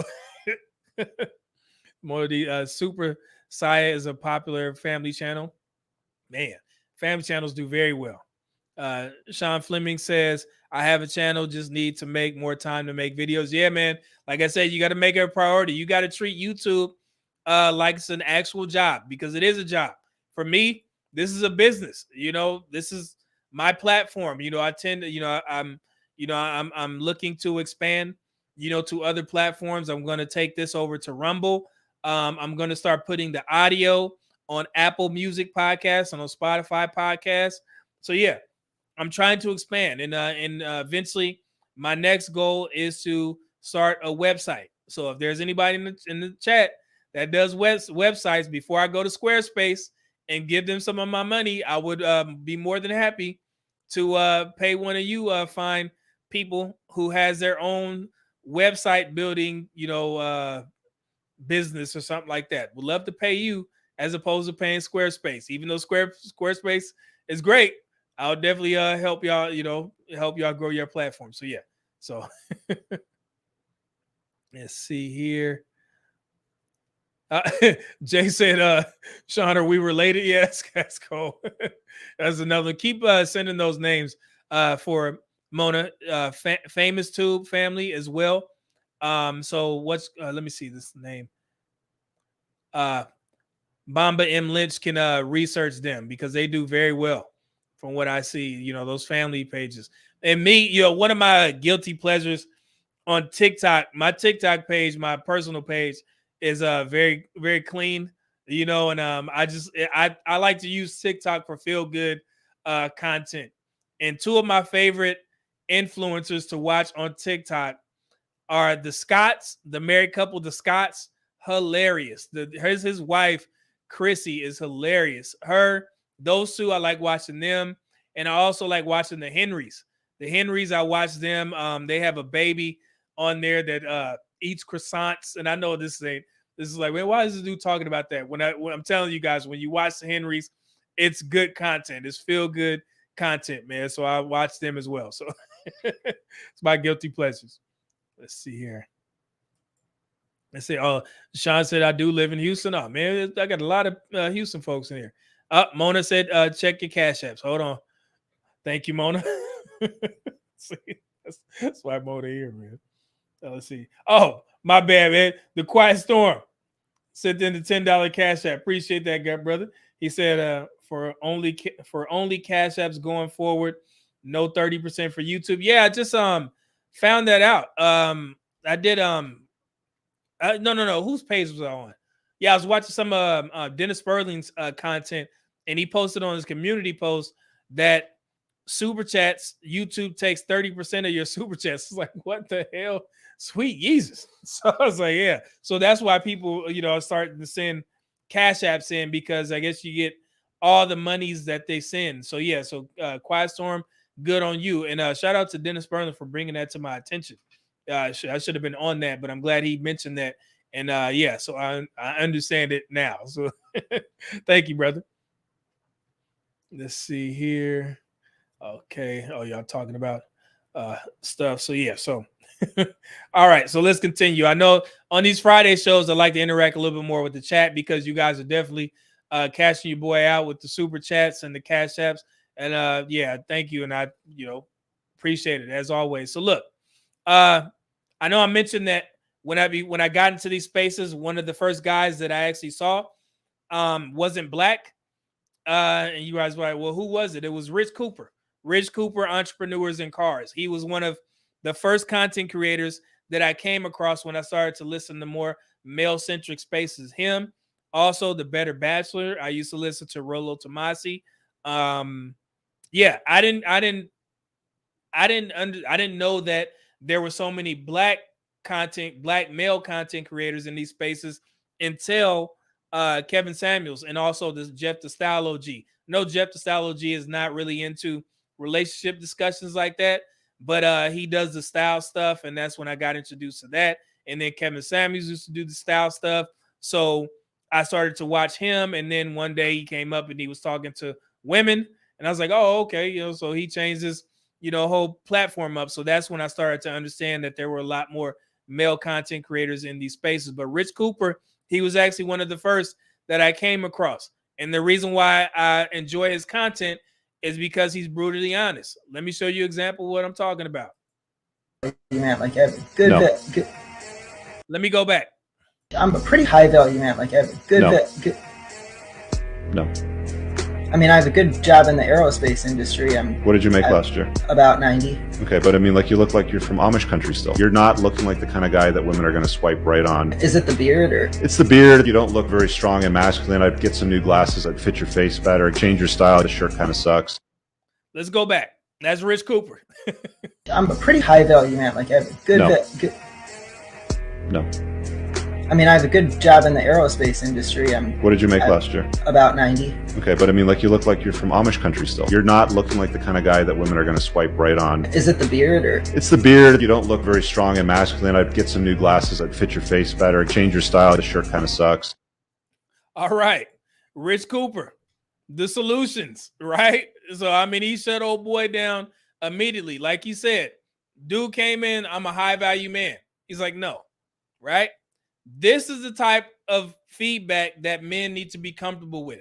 And like I stated this before, guys, you can't do 20 years in the military and have a bad outlook on being criticized, because in the military, you damn near get criticized every day. You get critiqued every day. Constructive, maybe some it's not constructive, but yeah, you get comfortable with it. And it's not to say that you don't have feelings about it, but you just learn how to deal with it. So that's why I think sometimes when I mention some of my talking points to guys, it may seem like I'm being harsh, and guys always get pushback, but it's okay. You may not be used to being criticized like that, and you never had to look within to see if the problem may be you.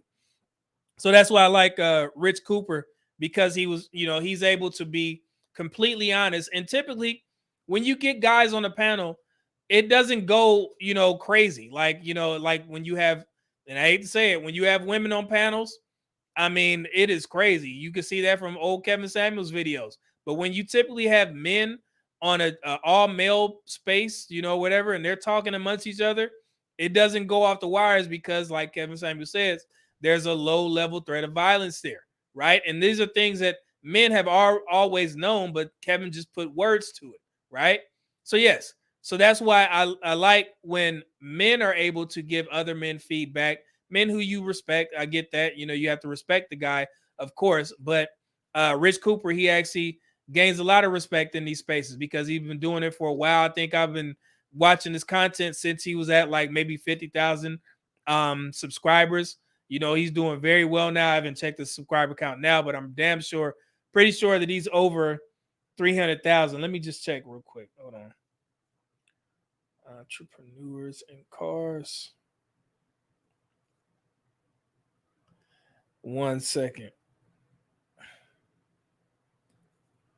There we go. So Rich Cooper, yeah. Rich Cooper is at 685,000 subscribers. And I've been watching him since he was like when he had 50,000. So yeah. So I enjoy his content. And like I said, I've listened to a lot of different content creators in these spaces. So yeah, he's just one of them. So appreciate old Rich for doing his thing out there, man. Driving those fast cars. Let's see here. Mental Agility says Rich Cooper ripped him up. Yeah. I mean, and he was calm. He wasn't trying to be, mean to the guy, but he was just like, no, let me tell you what you need to do. He actually gave him solutions, which is a great thing. So let's see here. Reese Johnson, what's going on, brother? He said it went ham on him.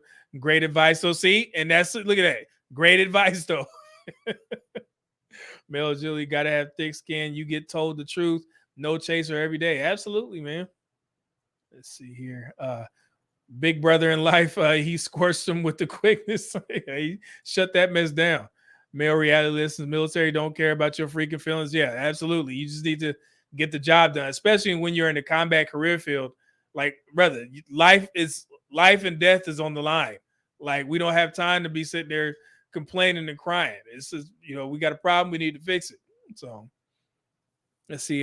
Kenneth Smith says, doesn't value come from actual important internal characteristics and financial outcomes? The idea that pickup artists are setting the standards is crazy. I don't necessarily think they're setting the standard, but it does help. And I agree. Internal characteristics does determine your value once you get to know a person. But from the outside looking in, the world views their value a different way because they don't know you. And that's a thing that I want a lot of men to understand. Yes, character integrity does matter, but it only matters until you meet a certain metric. So if we're talking about in life, even in then, if you're applying for a job and they get your resume, they're not going to see your character, your integrity, none of that stuff. They're going to see if you qualify on paper first, your resume. And then once they get to know you and they interview you and they can see how you speak, they look you in your face, are you making eye contact, things of that nature, then they can start to gaze to see if this guy will be right for this position. And then once you start working there, your character integrity will come out. If it's bad, if it's piss poor, then you're going to get fired. But if you're a man of your word and you do what you need to do, you do the right thing when nobody's looking, then yeah, you'll do well, in your, career field and also in your relationship, outcomes. But nobody really looks at character integrity up front because we can't see it. But we can see your appearance. Like Rich Cooper said, yeah, you can fix up a couple things, get a different shirt. So we can't disqualify the fact that those things matter, right? So yeah, but like I said, you are right, but those things come after other things are met. In my opinion, guys, let me just say that because in my opinion, you can agree or disagree. It's okay.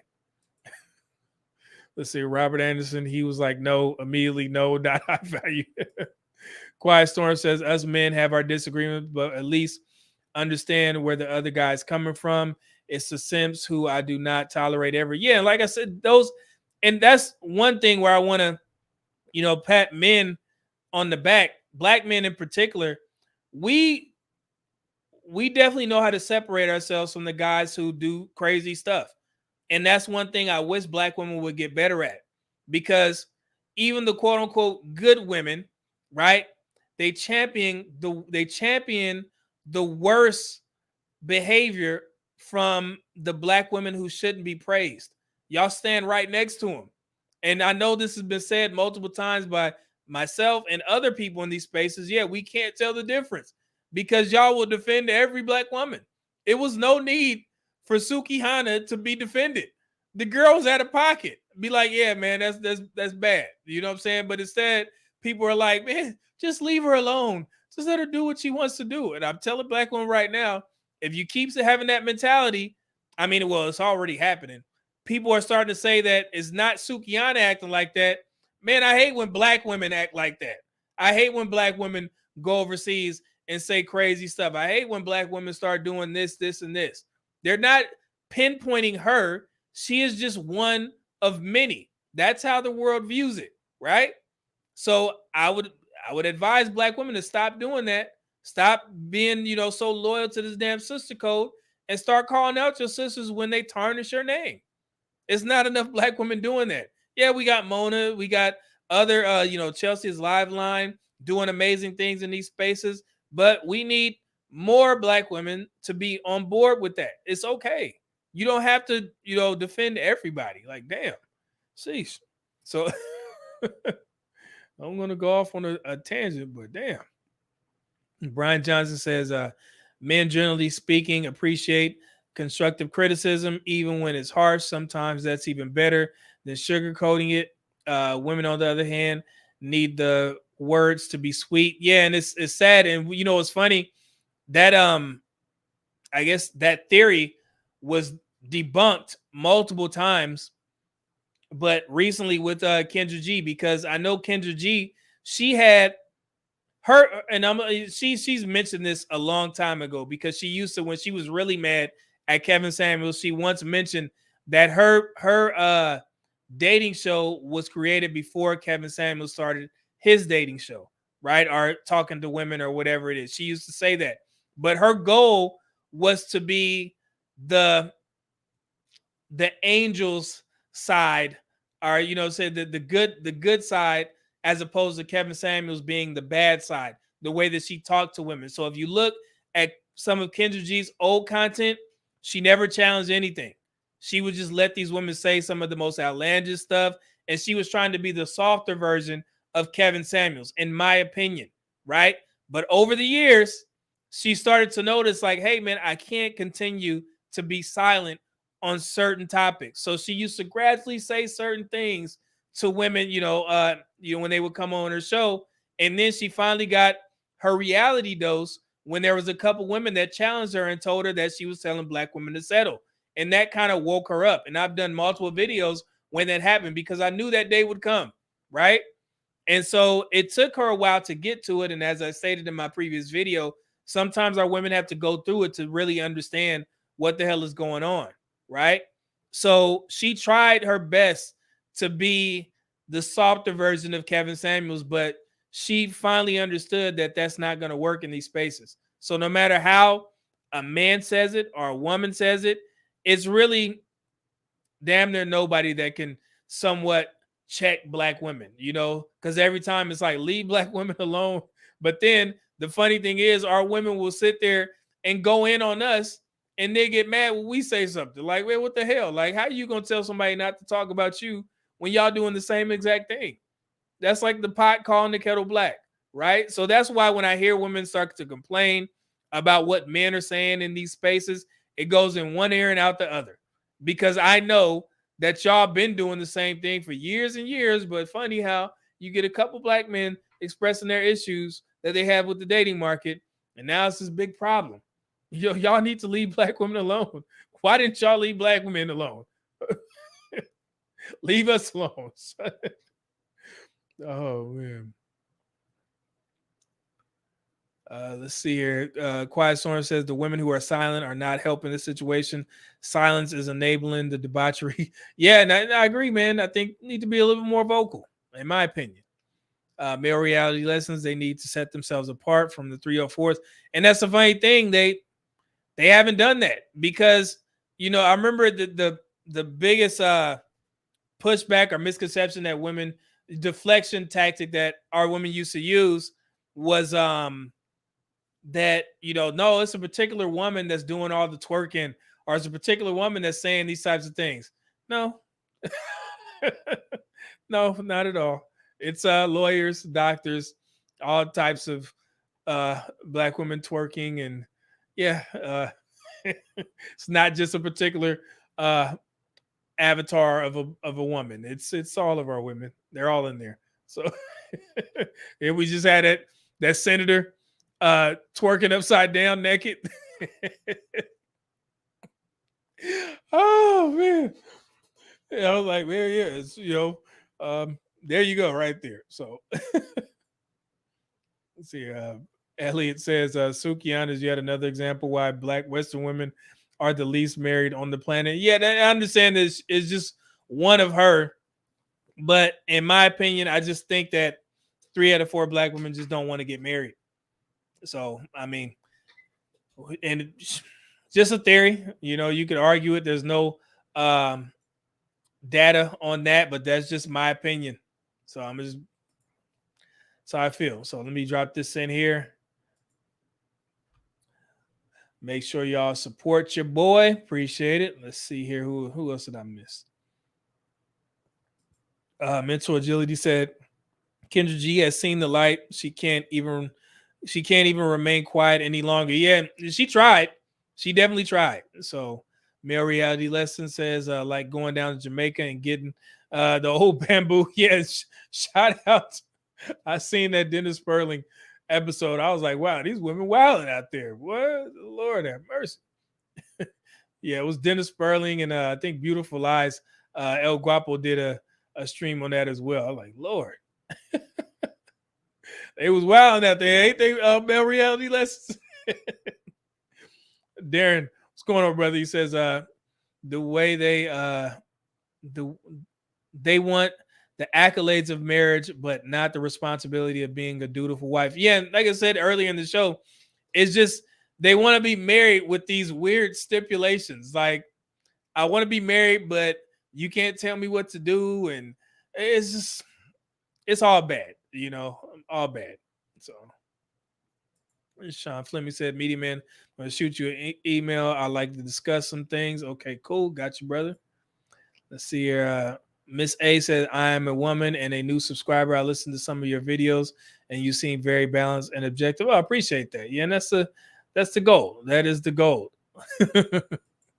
Let's see here. Okay, Mental Agility said Obsidian killed it with the suck and paint sisters. Oh man, I'm about to check that out. That is a wild statement, man. They wilding out there, ain't they? Oh man, so let me show y'all some of these stats real quick before we go answer any more questions. Let's see here. Here we go. Okay. So this is another question that was in the space that I seen on the community page. Do successful women divorce more? So research by Professor Joanna Rickney, recently published in the American Economic Journal, found that married women who were promoted to a CEO level were twice as likely to be divorced 3 years later than their male counterparts. So this is one of the pushbacks that a lot of men have in regards to men dating or men marrying career women.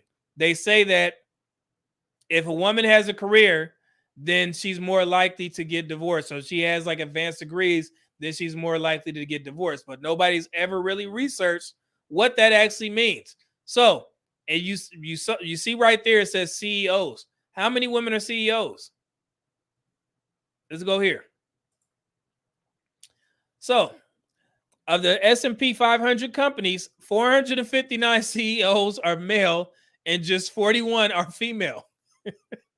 So that's what y'all worried about? Y'all worried about 41 women? Let's continue. Over the past decade, the difference in returns is 384% from female-led companies versus 261% from male-led companies, the report found. Not all of those companies had a female at the help help the entire time, the report noted. So they were just pointing out how many female CEOs there are. It's only 41, right? Let's go here. This month, for the first time in Fortune 500 lists 68-year history, more than 10% of Fortune 500 companies are led by women. The January 2023, very accurate, start dates of 5 new Fortune 500 chief executives brought the number of female CEOs up to 53, pushing the tally over the long-awaited threshold. So, y'all worried about 53 women? That's who gonna divorce y'all if you got a woman with a career and an advanced degree. I'm just here to report the news. So that's why I say you can't just simply go off these YouTube talking points and be like, yeah, if a woman has an advanced degree, she's gonna divorce. But the way y'all talk in these spaces, it seems like all women are bad. So y'all keep saying that married women, they listen more, or younger women, they listen more. They're more able to get on your program. But if you look at the marriage numbers, 80 to 90% of women get divorced. Do you think that's only or file for divorce? Do you think that's only older women that's doing that? Absolutely not. So, and also, let me show you something else real quick so we can dispel a particular rumor that the marrying a young woman, right? That's the narrative out here in these spaces. I need to marry a younger woman because these older women, they just won't get on my program. And this is by no means to tell you to go out there and try and marry some geriatric woman, or if that's not your type, hey, do what you need to do. Marry you a younger woman. But let me show you something real quick. Where'd that go? I'll bring this up here.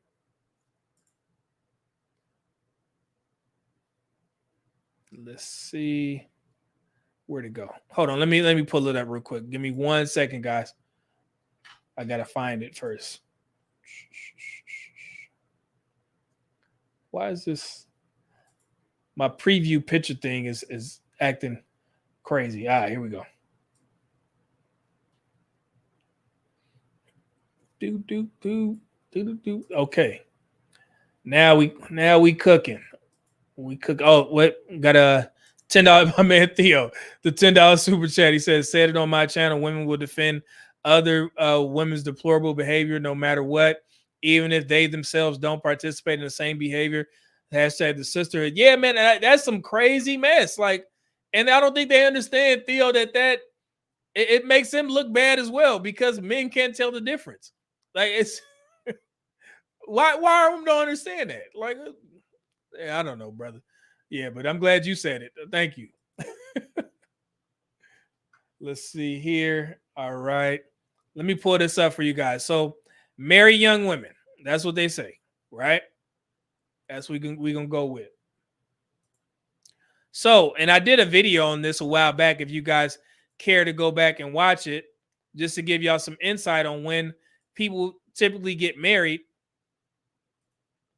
I don't think you guys can see that. Let me open that up. All right. So this is when all races of folks typically get married. Estimated median age of Americans at their first wedding in the United States from 2021 by race and origin. At the top, Black or African American. We tend to get married at 33 to 32 years old. So that's not as young as y'all think, right? Look at that. American Indian and Alaskan Native, 31 to 29. Asians, 31 to 28, almost 29 for the women. 2 or more races. That's I guess they're talking about biracial. 31 to 29, let's just say there. Hispanic, Latino, 30 to 28.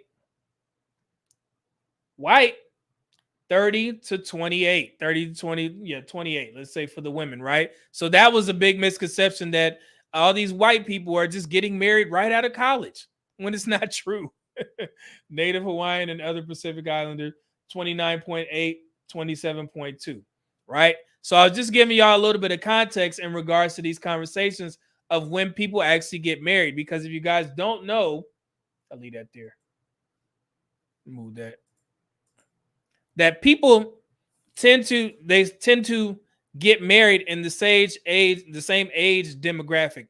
So it's literally only about a 2 to 3 year difference when people typically get married. So let's just say you're a 44-year-old man, you typically would probably marry a woman who is maybe 41 years old, right? 40 years old, 37, 38 years old. That's how close those the age demographic is between opposite sex marriages, right? So yeah, so I know the narrative is that, yeah, you know, I'm just marry a younger woman and so on and so forth. It's not to say that older men don't date younger women. We absolutely do. I was going to say so.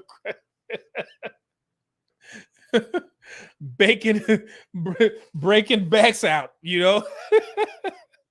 These younger women, you know what I'm saying? But yeah, older men do date, you know, and have long-term relationships with these younger women, but it's rare that, you know, they end up getting married, right? So, and I'm not even talking about sugar daddy relationships. I'm talking about most women in this day and age, they tend to want to date older men. And it's getting a little bit more pronounced in today's hookup culture society as well, because these women are after money, and older men tend to have their stuff together because they had the time to cultivate a career, you know, save up, invest, so they have the money to spend.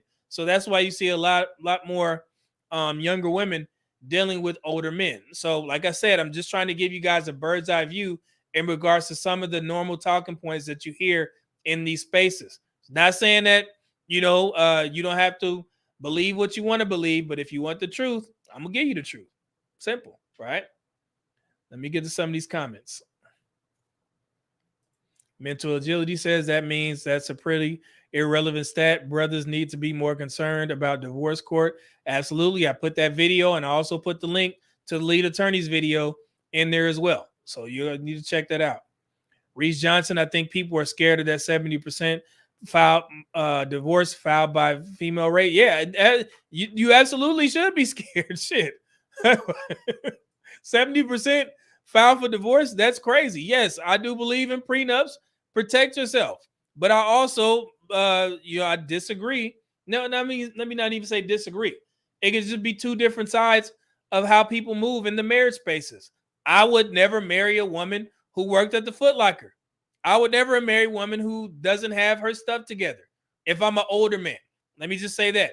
If you're a young person and you're still building yourself up, both of y'all young, she working at the Foot Locker, you just got out of college and y'all tried to build something, that's a little bit of a different scenario.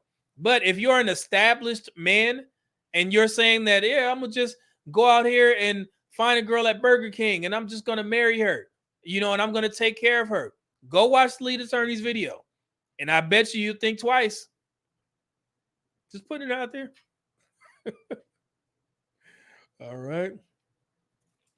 Let's see here. Alex Miner, you don't have to be on the S&P 500 or be a CEO to have a successful career. You're reaching with that one.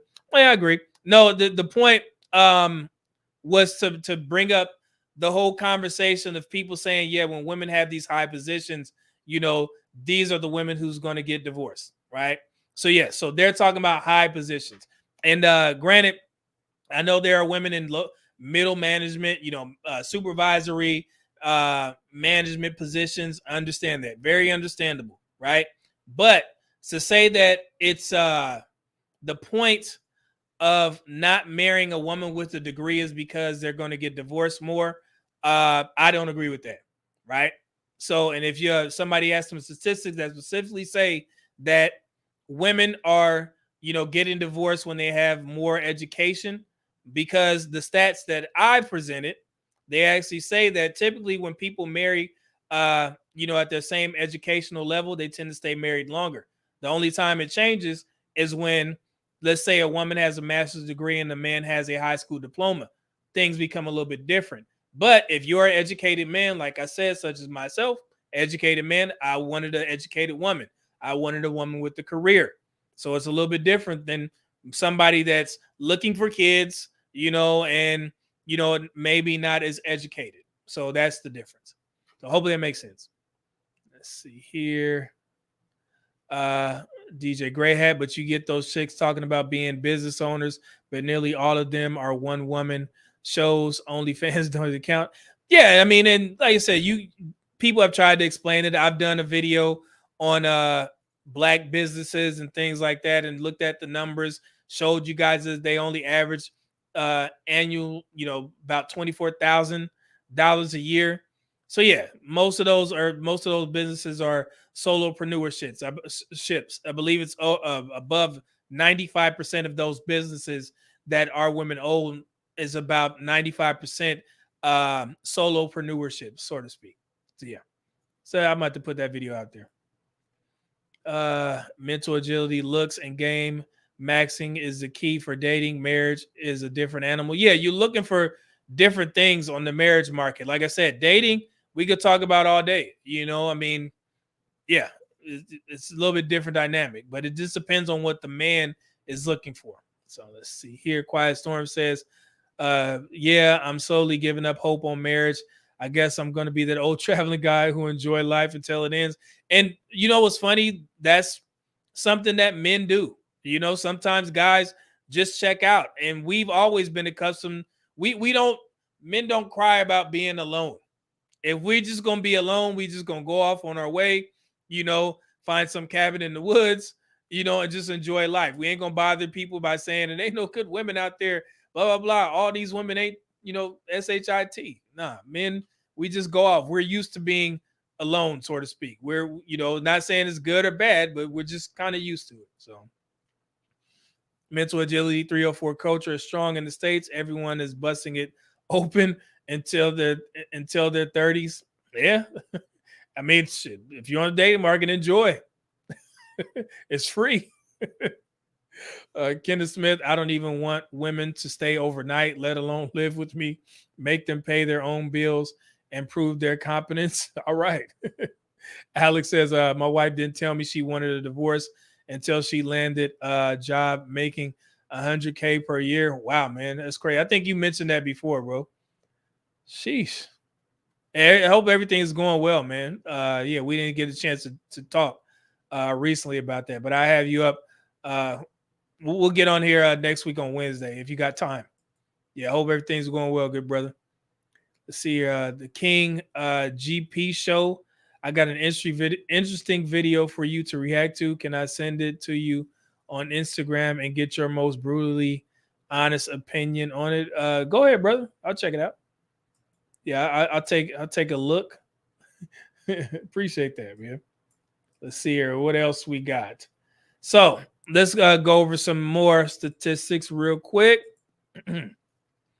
So, and I'm pretty sure you guys have heard me talk about this before, but you never seen the numbers. The rates of divorce, which women have the highest divorce rate. As you can see here, African American women, 33% divorces per 1,000 married residents. And that goes into that point to show you guys that, Black women are the most divorced and also the least married. So that number is seeing 33%. That's crazy, right? So yeah, sheesh. And then you got Hispanic women, 22% divorces per 1,000 married residents. White women, 19% divorces per 1,000 married residents. Asian women with the lowest at 11% per 1,000. So, and that was updated in 2023. So that is very new. Just in case y'all need some new statistics, right? Let's go here.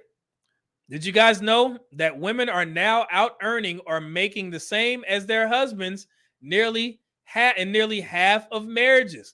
This goes to my point once again that all marriages are not women that are sitting out here being stay-at-home wives. And yet, for some odd reason, they're still married. They're still getting married. How is that? Did y'all see that? Let's pull that up right here. And look how new this is for you guys, right? What is this? Updated May 9th, 2023. Let's go here. So, can y'all see that? Yeah. And almost half of opposite sex marriages in the U.S., almost half, women are now earning the same as their husbands or out earning them by an average of $53,000. Wow. So let me say that again. In almost half of marriages, women are earning the same or out earning their husbands. All right. Yeah. Let's see here. Go here. All right. Spouses are earning the same income in nearly 1/3 or 29% of opposite sex marriages, a significant jump from just 11% in 1972. Women are in the workforce more than ever. In egalitarian marriages, men and women's earnings are almost identical. In 2022, the median earnings for wives in such marriages was $60,000, while their husbands earn $62,000. You see that? Let's keep going. About 16% of opposite sex marriages in the U.S. have a breadwinner wife. 16%. Up from 5% from decades earlier, Pew reports. When the wife is the breadwinner, however, her median earnings are about $88,000 per year, while her husband's are roughly $35,000, less than 40% of her income. And it's funny, you see those numbers, even though they're mentioning marriage, like there are more marriages that have that dynamic, but the divorces are still up. So it just goes to show you that no matter how the dynamic is, if a woman is earning more or if she's earning less than her husband, women are still filing divorces at a 70 to 80% clip. So I don't have an answer in regards to what makes a woman happy, because it damn sure ain't money. So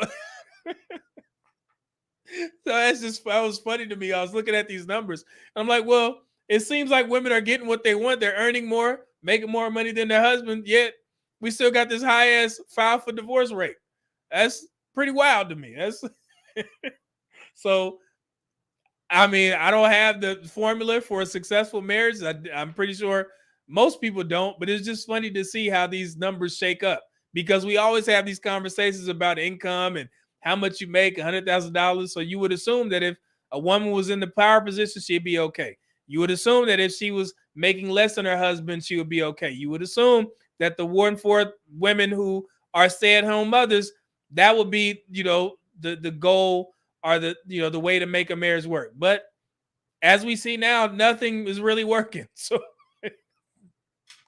I don't know. I don't have a good I have a good reason to tell men to get married. I don't. So I don't know. Sheesh. Let me see here.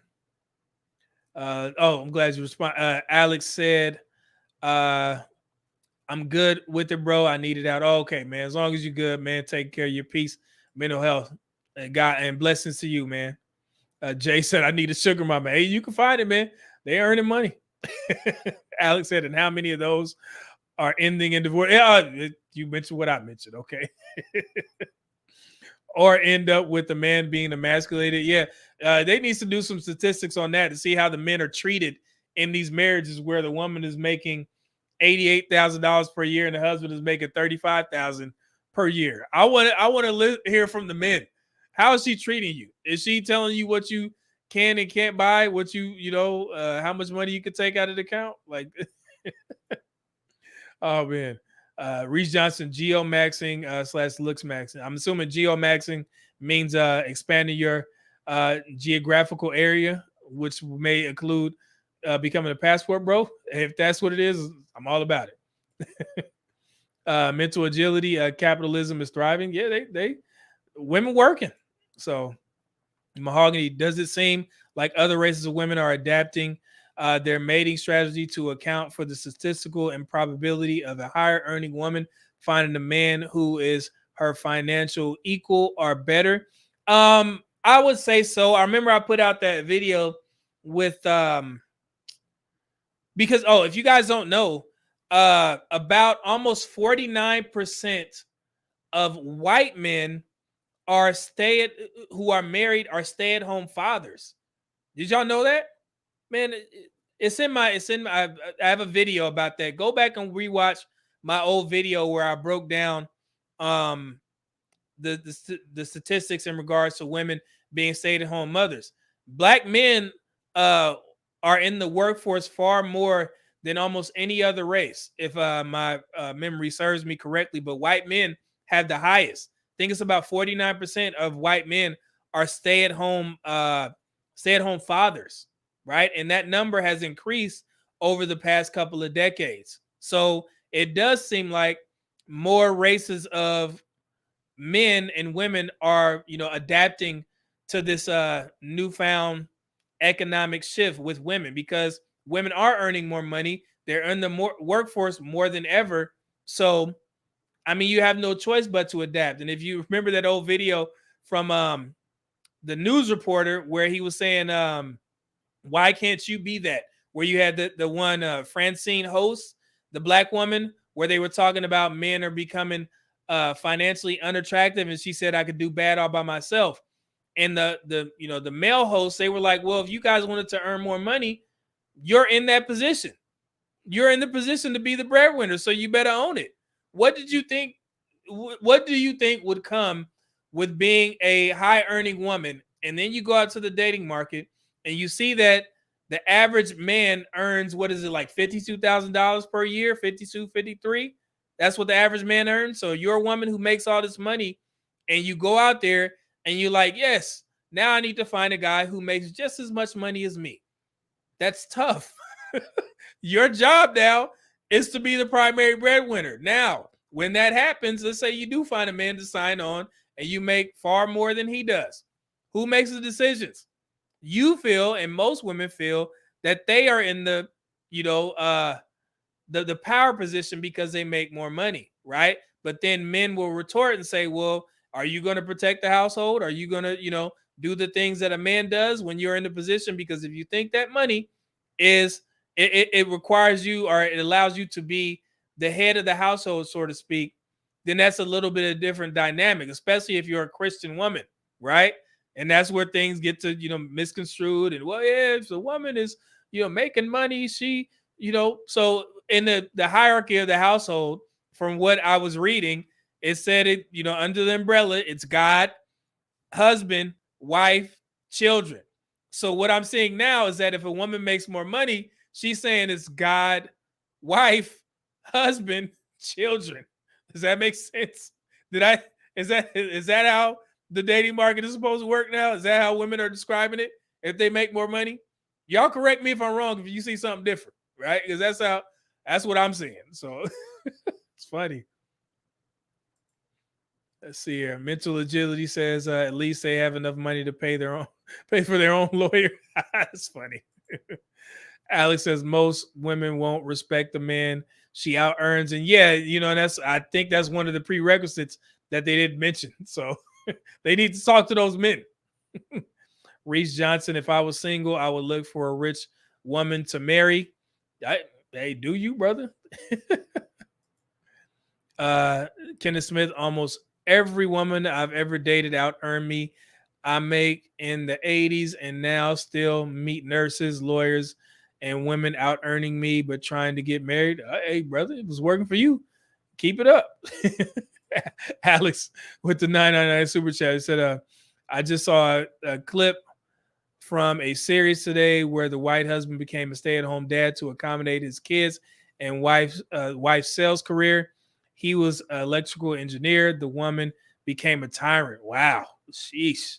Yeah, and I think we need to hear from the men to see how they treat it, because that number of stay-at-home dads have increased, but I wonder how their way of living is. That'd be good. I'm about to start researching that. Let's see. Let's see. The King GP show. I just sent you the video and your DMs on Instagram. Oh, I'll definitely check it out, brother. Thank you. And Robert Anderson, if your wife makes 83K and you make 30K, blink twice if you need help, bro. That's funny. Mahogany says, when a lot of women describe the partner they want, it is basically a wife. Yeah, man. We gotta talk about that. Reese Johnson, good luck. Arabian accent. Mental agility with the $2 super chat. Appreciate that, good brother. And thank y'all for continuously sending those super chats in. Thank you. This isn't making a case to marry sisters at all. And I'm sorry, man. I didn't mean to. Well, I got to put the truth out there. But yeah, so those numbers were updated in 2023. And unfortunately, our women still lead that pack in regards to the most divorced and the least married. So Alex Miner, establish your rules and boundaries early and hold the line, brother. Absolutely. Good advice. Let's see here. One Titan says, according to women, it's wife, God, children, husband. Oh, man. We at the bottom. Oh, Lord. That's funny. The Quiet Storm, you're a little off. Medium men, their priorities are self, kids. Oh, and self again. I'm trying, man. I'm trying. Kenneth says, women are believing that it's women, children, God, and men. Oh, that's two people that said that. Damn. Sheesh. Darren Hilton, pretty sure she was always a tyrant. The money was just a force multiplier. It's funny. Let's see. Mahogany, the truth will set you free, but first it will piss you off. Yeah. Reese says, oh, the bottom of the bottle. Oh, God. Oh, okay. TLA, yeah, he did say that. That Amber Heard case. That was funny. Oh, man. Alex says, I saw a live stream yesterday where the lady was discussing a researcher's 5 main characteristics of a strong Black woman, and she basically described a man. Lord have mercy. Alex, I ain't supposed to be laughing at. Oh, no.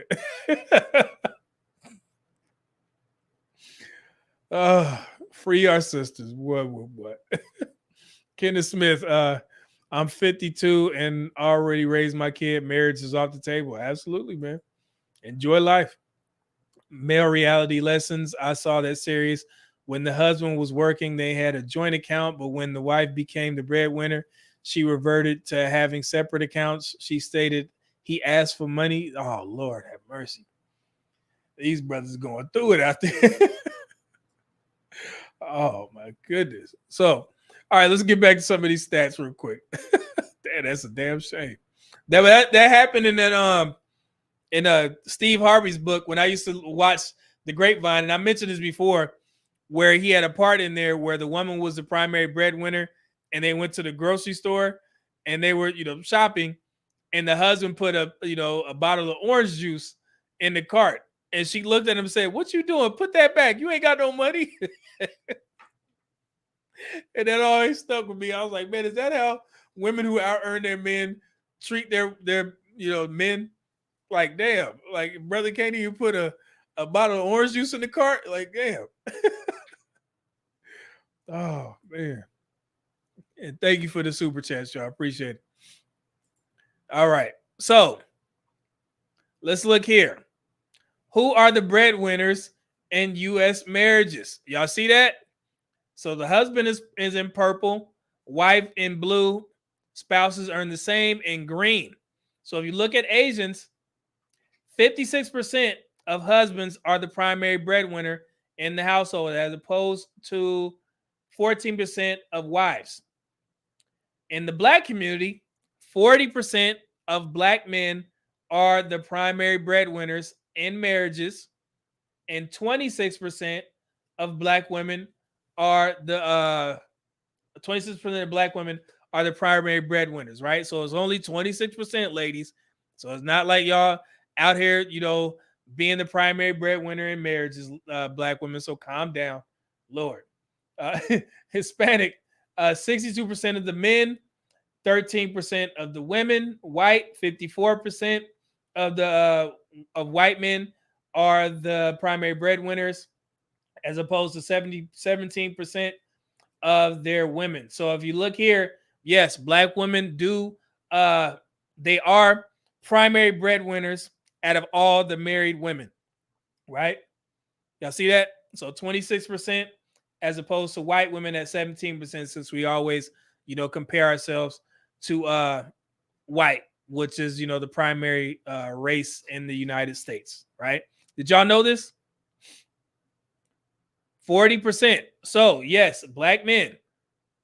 We could well, I mean, shit, I can't even say we need to work hard to get that up, because we've already, covered the point that, nothing really matters, because if 33% of our women are getting divorced out of 1,000, and then they're still the least married, me to sit there and tell black men, hey, we need to increase that number, I mean, it may be a moot point. I'm not sure. But yeah, but as of now, black women do have the highest primary breadwinner statistics in regards to wives, right? So this is something new that you guys probably never seen. So hopefully you never seen. Let me look at some of these chats. Let's see here. Let's see. Precise Promotion says, if hearing the truth makes you uncomfortable, don't get mad with the truth. Get mad with a lie for making me feel comfortable. It's a good point. Absolutely. Thank you, brother. Prime VA 757. So are black women lying by saying they're the primary breadwinner in marriages like it's a majority? No, it's not the majority. It's 26%. They are the highest women, breadwinners out of married women, but it's not the majority. So 16 said, dang, we dusty y'all. Yeah, in the black community, man, we still have a lot of work to do on both sides, and hopefully, some of this stuff is eye-opening to where we could find solutions or whatever, but it's going to take, I won't necessarily say us becoming a community like all together. I think I'm okay with the tribal aspect. I think if we take care of our own individual tribes, then it will reflect positively on the black community as a whole, because I don't think we'll ever get to the point where we're back to the old days where we were so united as a black community. But now, I don't think that'll ever happen again. So King P Beats, the true measure of a godly wife is if a woman makes 80K and the man makes 50K. Wait, if the woman makes 80K and the man makes 50K, if the man is still regarded and respected as a head in every way, she is classified as a wife and prudent wife. Appreciate that, brother. Let's see here. Kenneth Smith said, this is why I only date women with money and don't believe in mixing money. If I do a relationship, it's 50-50. Women of all races don't like sharing money. That's true. Let's see. Kevin C says, what percent of Anglo white men are stay-at-home dads and taking care of kids and doing this? Doing that with black women? Is Brad getting bag from black women? They didn't separate it by race of who they're married to, but it is about 49%, and it could be for multiple reasons. But white men had the highest rate because the way they categorize it, they put it in, they stay at home to take care of the family, right? Which is what we typically look towards. But then they have another category in that 49% of white men that says men who stay at home for medical reasons. And then there's another characteristic in there as well as to why white men have to stay at home. And they break this down for all men. But if I remember correctly, white men were the highest, right? So it may be true if black women are marrying white men. And thank you, Kevin C, for the $3 super chat. Appreciate that, brother. If black women are marrying white men, then there may be some, a small percentage out of the 4% of black women who are married to white men. They may be, the primary breadwinner in some of those marriages. I mean, that's only fair to say. That's a logical point that we can, make. Some of those white men may be stay-at-home fathers while the black woman goes out there and earns more money. Could be true. Let's see here. Mental agility. Does this mean black women are marrying bust bunnies? Oh, dust. Did you say bust bunnies or dust bunnies? Dust. Okay. I mean, like I said, it may be a small percentage because remember, it's only 4% of black women, married black women, are married to white men, right? So out of that 4%, there could possibly be some black women that are taking care of their white husbands because white men have the highest stay-at-home dad rate. So it's could be true. See here, Mahogany Jones, they are the only breadwinners in the majority of households because there are now more single women-led households than married ones out there. That's true. Good point. None of your business. What's going on, brother? Says, but if all men were multi-billionaires, the divorce rate would still be high. That would just take more on the way out. Yeah, and that's a good point in regards to, my aspect. Like I said, the reason why I wanted a woman who had a career, it has nothing to do. And I've seen people make this point before where they'll say, and I said this before, and I also explained it, where I say, yeah, I make enough money to afford the divorce, but why would I want to? Why would I want to, get married to a woman who doesn't have anything? She doesn't work, and she does work at the Foot Locker or something like that. And if it does go bad, then I'm gonna have to pay for the divorce. Yes, I can afford it, but at the age of 44, I'm not starting over, and I'm not giving some young woman half my stuff just because I know that I have the money to do so. So I made that very clear in my old video. So like I said, like the lead attorney said, and like I said before, the reason why I wanted a career woman is because for the exact same reason that the lead attorney pointed out, because the judge is going to look at you and say, hey, well, why are you asking for spousal support when you've been working this whole time and you make damn near the same amount of money as him, right? So yeah, so that was just me. That's my opinion on marriage, and the placing a lot of emphasis on a woman's education and a woman's career, right? And that's not to say that my wife, she's not gonna pay, for anything in the house. I already got a house. I bought this big house for a reason. It's already taken care of. She's not worried about that, right? So it's not like I'm using her money and I'm like, okay, now let's split the bills down the middle. No, absolutely not. No, she makes her money. We invest it. We save. We do what we need to do, and we move on. She takes care of the groceries. Is that too much for a high earner to expect their wives to take care of the groceries and things of that nature? No, she takes care of all that. Right. So yeah. So and it's not even that much because I'm sponsored by Factor. I'm sponsored by HelloFresh. They send me free meals every week. So I'm good. So everything else is just meals that she wants to cook for me because she likes to cook. She buys the groceries. I take care of everything else. She invests, save, do whatever she wants with her money, right? But she has a career, which she enjoys. She loves. She's been there for 14 years. So that's why it's a little bit different dynamic for me because I don't have kids running around. I'm not having kids. So when you guys hear me say I placed a lot of emphasis on marrying a woman who has a career, who is a high earner and knows how the law works, because that's somewhat of a risk mitigation. Because if you get a woman who doesn't have anything to lose, they don't care about going to jail. They don't have a reputation to burn if they do something crazy to you. And I always thought about that. You know what I'm saying? And that's just me. Like I said, you guys may think different. You want that younger woman who doesn't have anything. You have kids with her, and you run the risk of doing what you're doing. It's up to you. Mahogany says, oh, did I get that? Mahogany Jones says, contrary to that theory, the divorce rate is only about 2% among the super rich. They do not get divorced, statistically speaking. And that's true. And that's another thing. People, most successful people tend to stay married, right? Because they know how it is out there on the damn dating market, or especially if you built up something, particularly the women. The more money you make, they stay married. So take from that what y'all want. So, let's see here. Miss A, smart man. Okay, what was that? I missed something. What y'all talking about? Kevin C said Prime VA. Yep. Divest black women. Take care of Brad, Serena Williams, Holly Berry, Gabby Sidibe, Tika Sumter, Alfred Woodard, Aisha Tyler, and Garcelle. How you say Fancy's last name? Let's just say Fancy.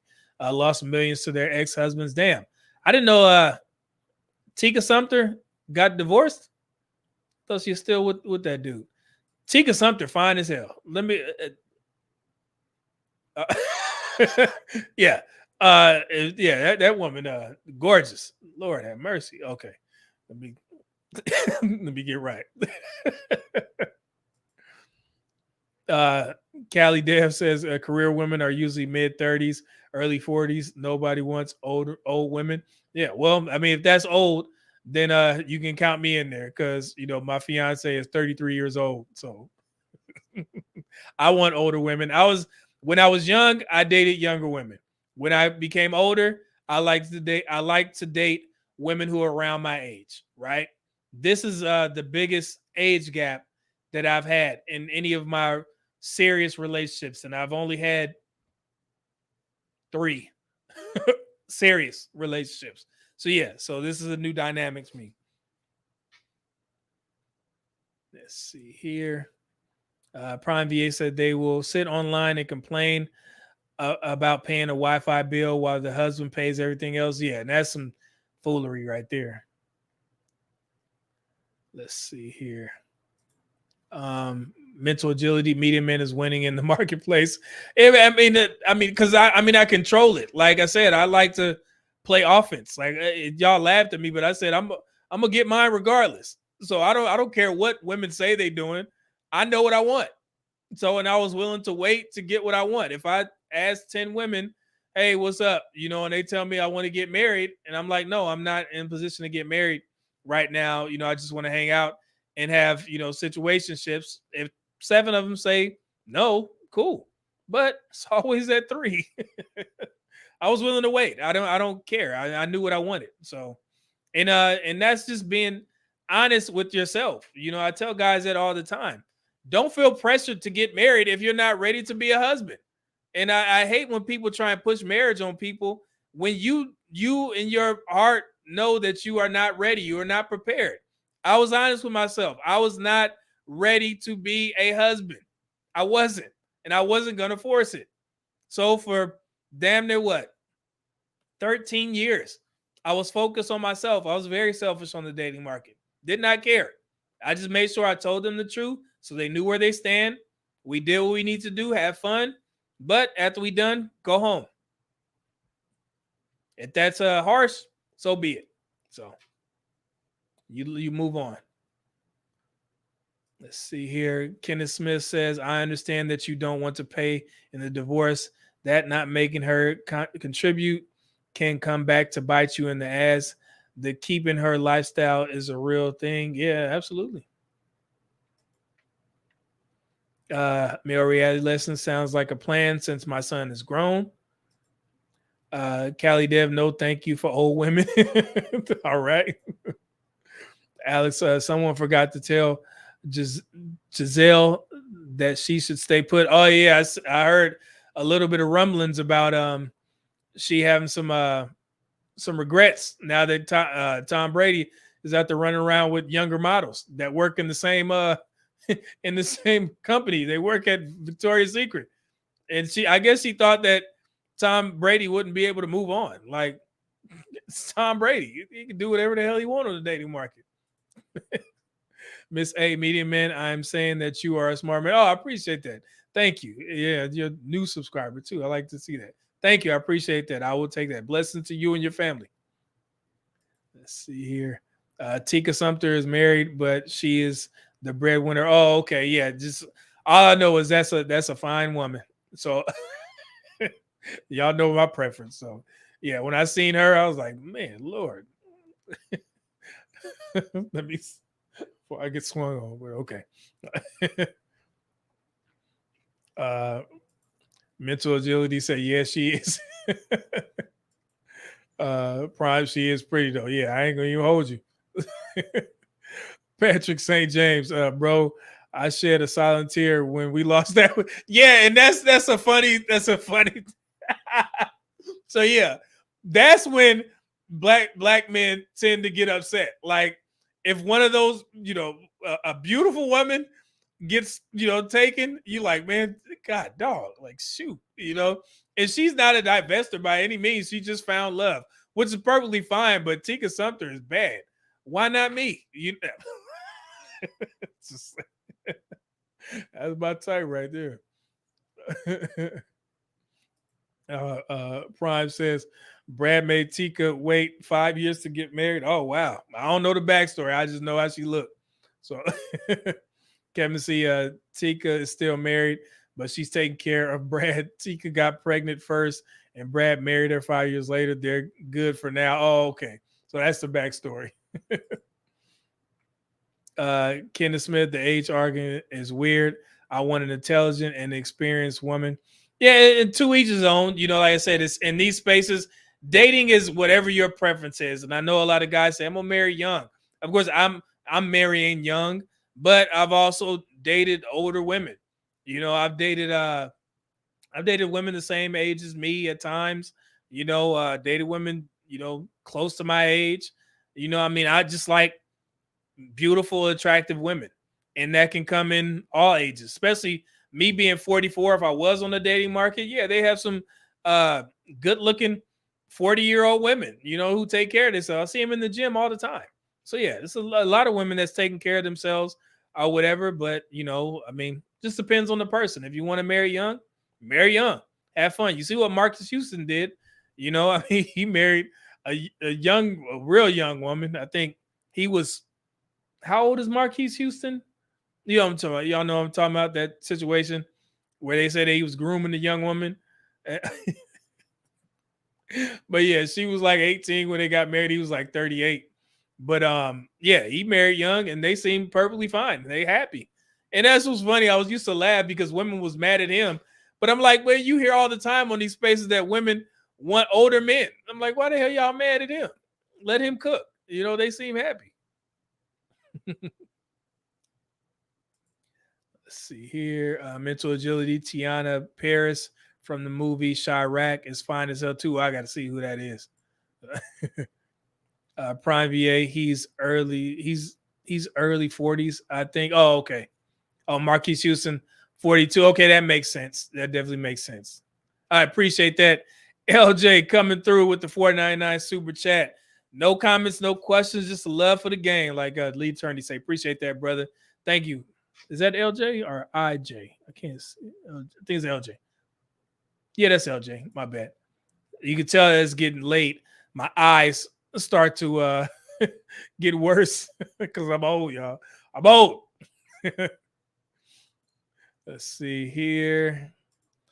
Quiet Storm, Media Man, they are mad because Marquise Houston is not with the black woman. I think she's Afro-Latina.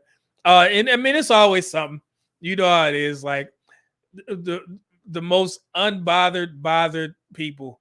And it's sad, man. I've done videos where I was trying to I gave like examples of how the shade room tries to trigger black women to get a response from them because it drives their algorithm. So all the shade room has to do is post a picture of a black man with a white woman or a black man with any other race of women that's not black. They post that picture and their mentions, their comments, their likes, their views, they skyrocket. And I put that, I put an example out there trying to explain to black women, like, y'all need to stop reacting every time the shade room does this to y'all. Every time. Because they know that the comments are going to be, I don't even care no more.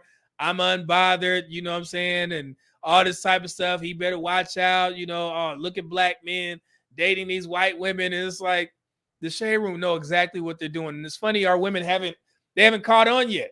I'm starting to think they like it. So I just kind of gracefully bowed out of the conversation after I did my first video when I was explaining it. It seems that it did work. So I moved on. I just left it alone. So One Titan says there are a bunch of very young black girls with white men in their 40s who have white daughters the same age as them all over the net. Don't any one of you ever feel guilty? Yeah, man. Date who you want. At the end of the day, what are these women going to do? And that's why I sometimes I question, like, guys, like, why are y'all mad at what's going on? Like what they're saying, like, who cares? Like, what are they going to do to you? I can say whatever the hell I want, in regards to who I want to date.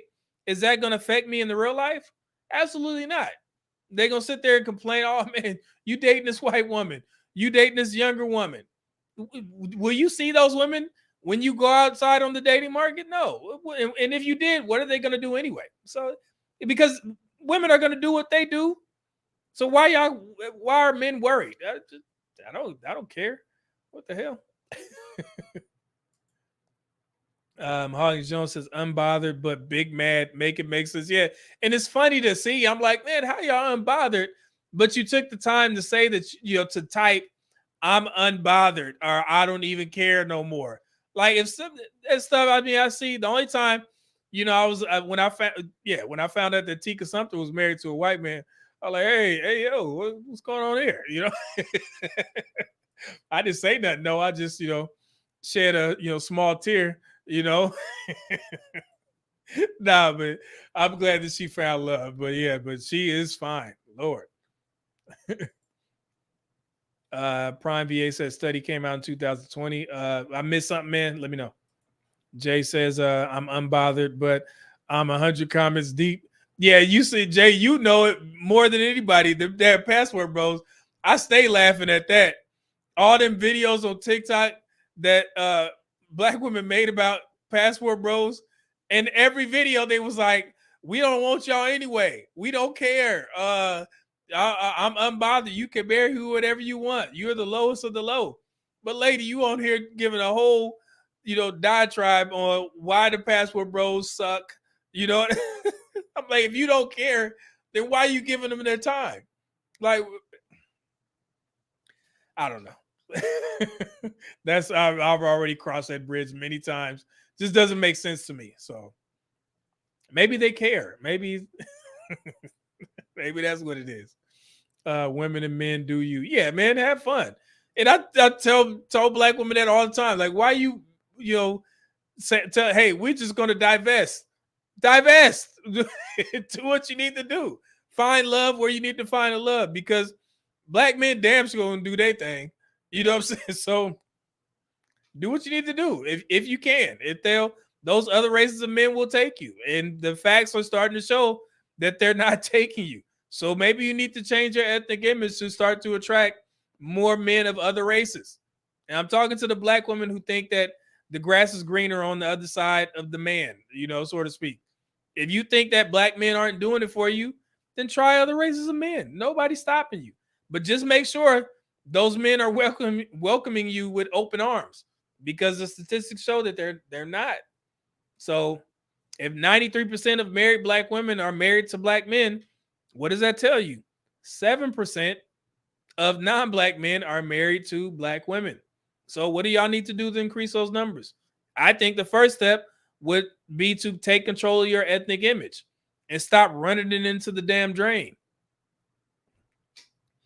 Just a thought. Prime VA, scroll up a little bit. I was talking about psychology. Come study from 2020. Oh, okay, cool. And Precise Promotion says white men and Asian women are the highest interracial couples, and you hardly ever hear white women. Yeah, that's funny. I did a whole breakdown of that, trying to explain that to our, to black women, and went in one ear and out the other. So they swear that black men just out here, running around with all these different, races of women.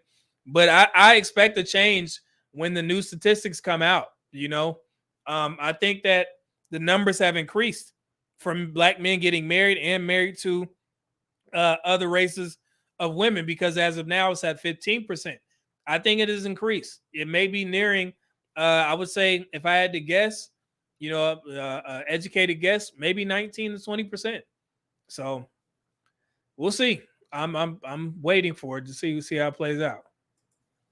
See here, Prime says, I grew up in the suburbs. Other men will do them dirty, and black women don't come online trashing those men. Yeah, man. Kenneth Smith, damn, just checked out who Tika Sumter was. Congratulations to the man that won her. Hey, man, we got to sit here. I don't want to make this a stream about Tika, but yeah, she bad. So they can't deny that. So and another young woman, she, I think it's just her music and her the way she carries herself. Ari Lennox. I like Ari Lennox. I like especially her build, her music for one. I always listen to her music. Younger woman too, and the way she kind of carries herself from what I've seen. I like Ari Lennox. I think she's a very talented, very beautiful young woman in these spaces, in these musical spaces. I like Ari Lennox. Let's see here. Jay said they threw everything at the Passport Bros and nothing stuck. Yeah, man, they said everything, man. That was crazy. They were, abusers and nerds and can't get women and don't have money, and that was the funniest thing. How these men ain't got money? And I think, Jay, how long you stayed in Colombia? For about you've been overseas for damn near the better more than half the year. I'm like, man, how can you stay overseas for that long and not have bread? Like, oh man. Cali Dev, Passport Bros, we up. Yeah, man, the Passport Bros win it. Like I said, it used to be, I used to see a lot of Passport Bros, talking about what black women were saying about them. There used to be multiple videos about that, and it was funny. But then if you look now, it's simply the Passport Bros just leaving. Like they're gone, like they're leaving, and it's like they're not even worried about even talking about the issues or whatever. They're just like, well, we out, peace. We're gonna have fun. And they, the chatter has slowed down. They have their other talking points. They're educating other men on what they need to do when they're overseas, how to get your money up, where to go. And the conversation is pretty much centered around that, as opposed to clapbacks to the women that think that, these guys are trash. So they're just leaving and having fun. And I'm pretty sure y'all have noticed a shift in what's going on with the Passport Bros. And it's hilarious to see, because I guess the women thought they was going to sit here and argue. They're not. They're just out. So it's funny. Look at that. Jay said, I took a 5-month career break. I'm Dusty. A 5-month career break. And Jay is still here. He's not a bum. He's not on the streets. he's still succeeding. And I'm pretty sure, Jay, you probably headed back over shortly. So better you got Ari on vinyl, pouring some Crown and giving it a spin later. Oh man. You know, yeah, I think that's what we're gonna do. You know, you just gave me an idea. Now I gotta get a glass of a whiskey. Better you, man. Appreciate that, man. See, you got it. You on to it. Yeah, we gonna sit there and we gonna watch Who Cloned Tyrone. That's what we supposed to watch tonight. So I tried to, but I wasn't paying attention, and my girl got mad at me. y'all brothers don't do that sometimes. You put on a movie, we laid down, we watching, and I forgot what I was doing. I was doing something to see how bad. It's just like you ain't even paying attention. It's like I'm cutting this shit off. So now I got to make up for it, guys. So I have to watch the whole video, the whole movie, without getting distracted. So, but you know, it's kind of tough. You know, I mean, you know how black women are. You know, with the black women smell good. You know, they know how to glisten their skin just right with the cocoa butters and the almonds and the shades and all that type of stuff. So sometimes, man, you know, you go in there with intentions of trying to, you know, watch a movie, but next thing you know, something going on. So just, you know, because the smell, you know, it's just, yeah, black women, they just know the skin, soft, sweet. Just want to bite. That let me calm down. Oh man. Let's see. Mahogany says any man who is saving up his money to go outside the states isn't throwing it around at women trying to get female attention stateside. Too many women assume a man's means by how much money they can get out of him. Yeah, and that's funny. And that's one of my points. I'm like, man, it's funny that women think that a man makes money to give to them. Like, what makes you think that? A man don't become successful to give it to some woman. Like, and I had to set men straight. Like, you don't earn money to give it to women. You earn money to attract women. As long as they know you have it, that doesn't mean that they're going to get it. So I never understood the point. I just need money and I'm going to get women. I'm like, bro, like, I hope you ain't giving these women this money. Well, you know, look, Jay said, I just extended another month. See, he out there, man. I wonder how Jay is out there funding this lifestyle. He must be broke. I don't know how. Prime VA Filipinos are nice women, but they aren't pushover. I learned that back in VA Beach. Yeah, absolutely. There's a video out there too of the Filipinas clapping back, so to speak. Let's see here.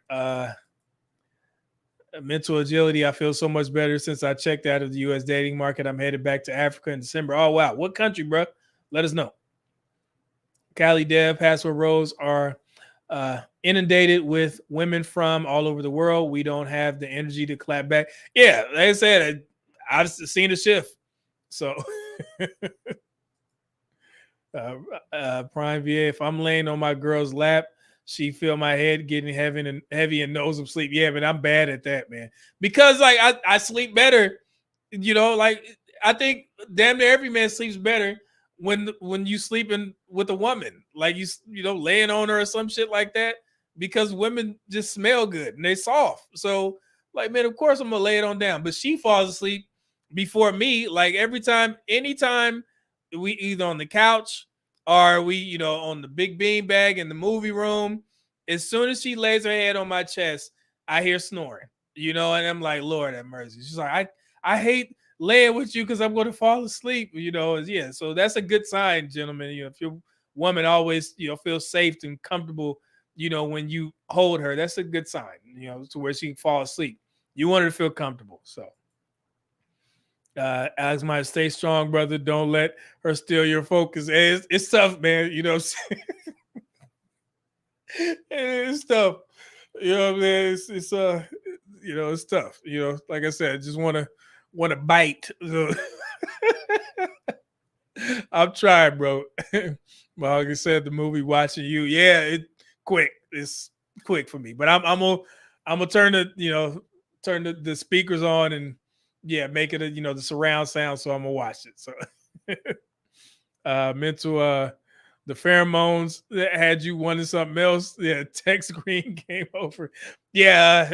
I mean, and this is normal. Yeah. So y'all know how it is. K Munger, Asians are very methodical. All right. They think 2 steps ahead. Okay. Mental agility. Oh, yeah. Nairobi Kenya. Okay, cool. I met a lady on the Pan African dating show created by O'Shea Duke Jackson. Oh, wow. Brother, good. Kudos to you, brother. Yeah, man. Make sure you keep me updated on that when you head back, bro. I want to see that. Kudos to you and congratulations, brother. Shout out to O'Shea Duke Jackson for putting that together, man. Spoon and Cartagena with 15 homies and with 2 more arriving tomorrow. Oh, wow. Y'all brothers doing it big. Sheesh. All right. Yeah, I like to see that. Yeah, the Password Bros is winning. Let's see what else I got here. So this is another statistic that I found. It was in the same realm of what we were discussing. Median earnings vary across different types of marriages. Across all opposite sex marriages in 2022, the median earnings for wives were $35,000, while husbands earned a median of $65,000. By definition, in egalitarian marriages, spouses' earnings are similar to one another. All right, so it was just reiterating the point that I made in regards to men and women making money or whatever. So we don't need that one. All right, sheesh. So let's go ahead and get out of here. Man, we almost went 3 hours on a Friday show. I hope you guys enjoyed me spending a lot of time in the comment section. I wanted to make sure I give y'all your shine. So then be prepared for next Friday. Let's do this again. But next Friday, I'm going to pull you guys up so you guys can have the spotlight and we could discuss, we'll just use Fridays as relationship talk. How about that? Marriage, relationship, whatever y'all want to talk about, whatever topics y'all want to discuss, I'll just bring you guys up and you can just freestyle it and talk about what you want to talk about. But of course, I may have some pre-planned questions so we can keep the conversation going. But if you guys would enjoy that to come, want to come up, this is for men and women. Ladies, like I said, it's not going to be crazy. Everything is respectful here. Nobody will get out of hand. If they do, you got to go. So y'all know how I run my platform. But yeah, so we'll start doing that on Fridays. So I think that will be something that you guys would enjoy. So you can get your wins and your losses out of your system. So yeah, that'll be good. Let me see who we got. Go ahead. Thank you so much. This is needed for all of us, and we appreciate you. Thank you, brother. Appreciate that. I'll take a drink.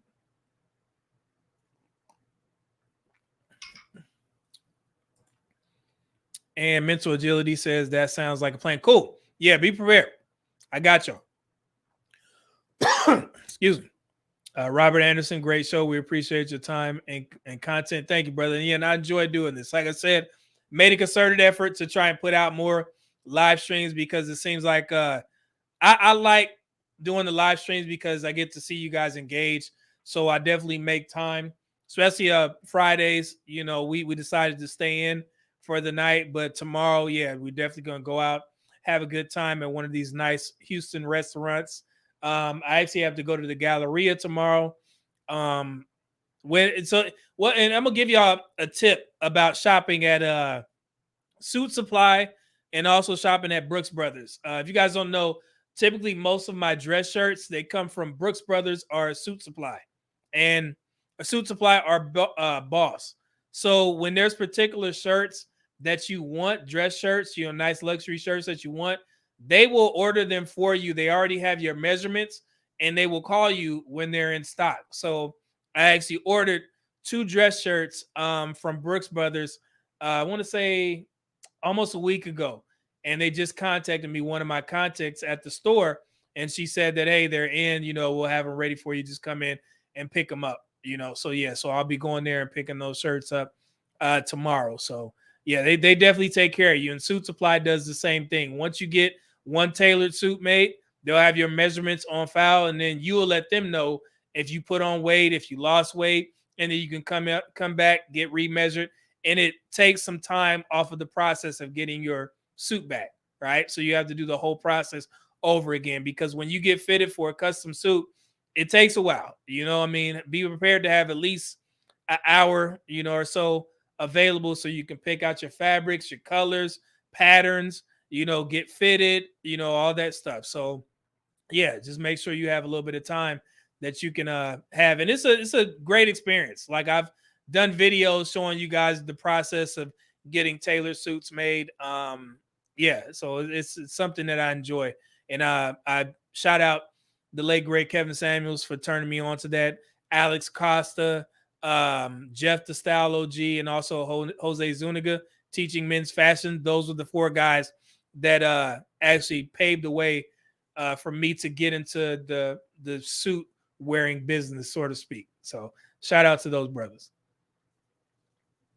Let's see. It was DJ Grass. Oh, this is T. This is what is it's like some orange, like it's supposed to help with your voice or something like that. So yeah, but I'm gonna replace this. I may just go ahead and heat this back up and put a little bit of whiskey in there. Yeah, that's DJ Gray. I'm putting whiskey in this. So Jerome was good. He said, to me, I cannot win in the U.S. dating market. Also, nice guys finished last year. Passport bros finished first. Yeah, I mean, and the point that I try and make with men trying to date in the U.S. is that we all know that the majority of men aren't going to travel. So my goal was to try and talk to the guys who are staying in the United States. What are you going to do to try and win in the States? Because you're not going to leave the States. So you got to do something, and just saying that I check myself out of the dating market, then how are you going to get your needs met? Somebody mentioned P for P, okay. But for the guys that don't want to pay for it and they want to stay here, then how are you going to win? That's the question that the men that's not going to travel are going to have to answer. So my opinion, but yeah, but I'll continue, over this past year, this will be my, I travel frequently a lot. So this will be my, fifth travel destination, coming up here, headed to Abu Dhabi to enjoy my time out there, to celebrate my last mental health session, and also to go see my brother, man. I'm gonna give y'all a bunch of videos out there because my brother is excited because this is the first time that I'm coming to visit him, and I'm actually staying in Abu Dhabi, because the last time that I visited him, I was actually working in Dubai. So I stayed out in the UAE for 2 weeks. So when I got a chance to go see my brother, he picked me up from the airport, but then he had to go back to work. And then he came back down and visited me while I was working in Dubai. And so this time I'm not working. I don't have anything on my plate, and I'm actually staying on Yas Island in Abu Dhabi. So he's like excited to show me the ins and outs of Abu Dhabi and Yas Island. So this is going to be definitely a fun trip, and I'll take multiple videos of that. And of course, I'm going to visit the Grand Mosque once again. Every time I go to Abu Dhabi, I make sure I pay a visit. I will make sure that I pray for everyone in the chat. As I always do, I'll bring my Bible that my mother gave me, and I'm going to spend at least an hour at the Grand Mosque. I have, everything ready. It's an amazing place, very peaceful, calm. I enjoy going there. So yes, I'll definitely pray for you all while I'm there. And yeah, it's going to be good. So I can't wait.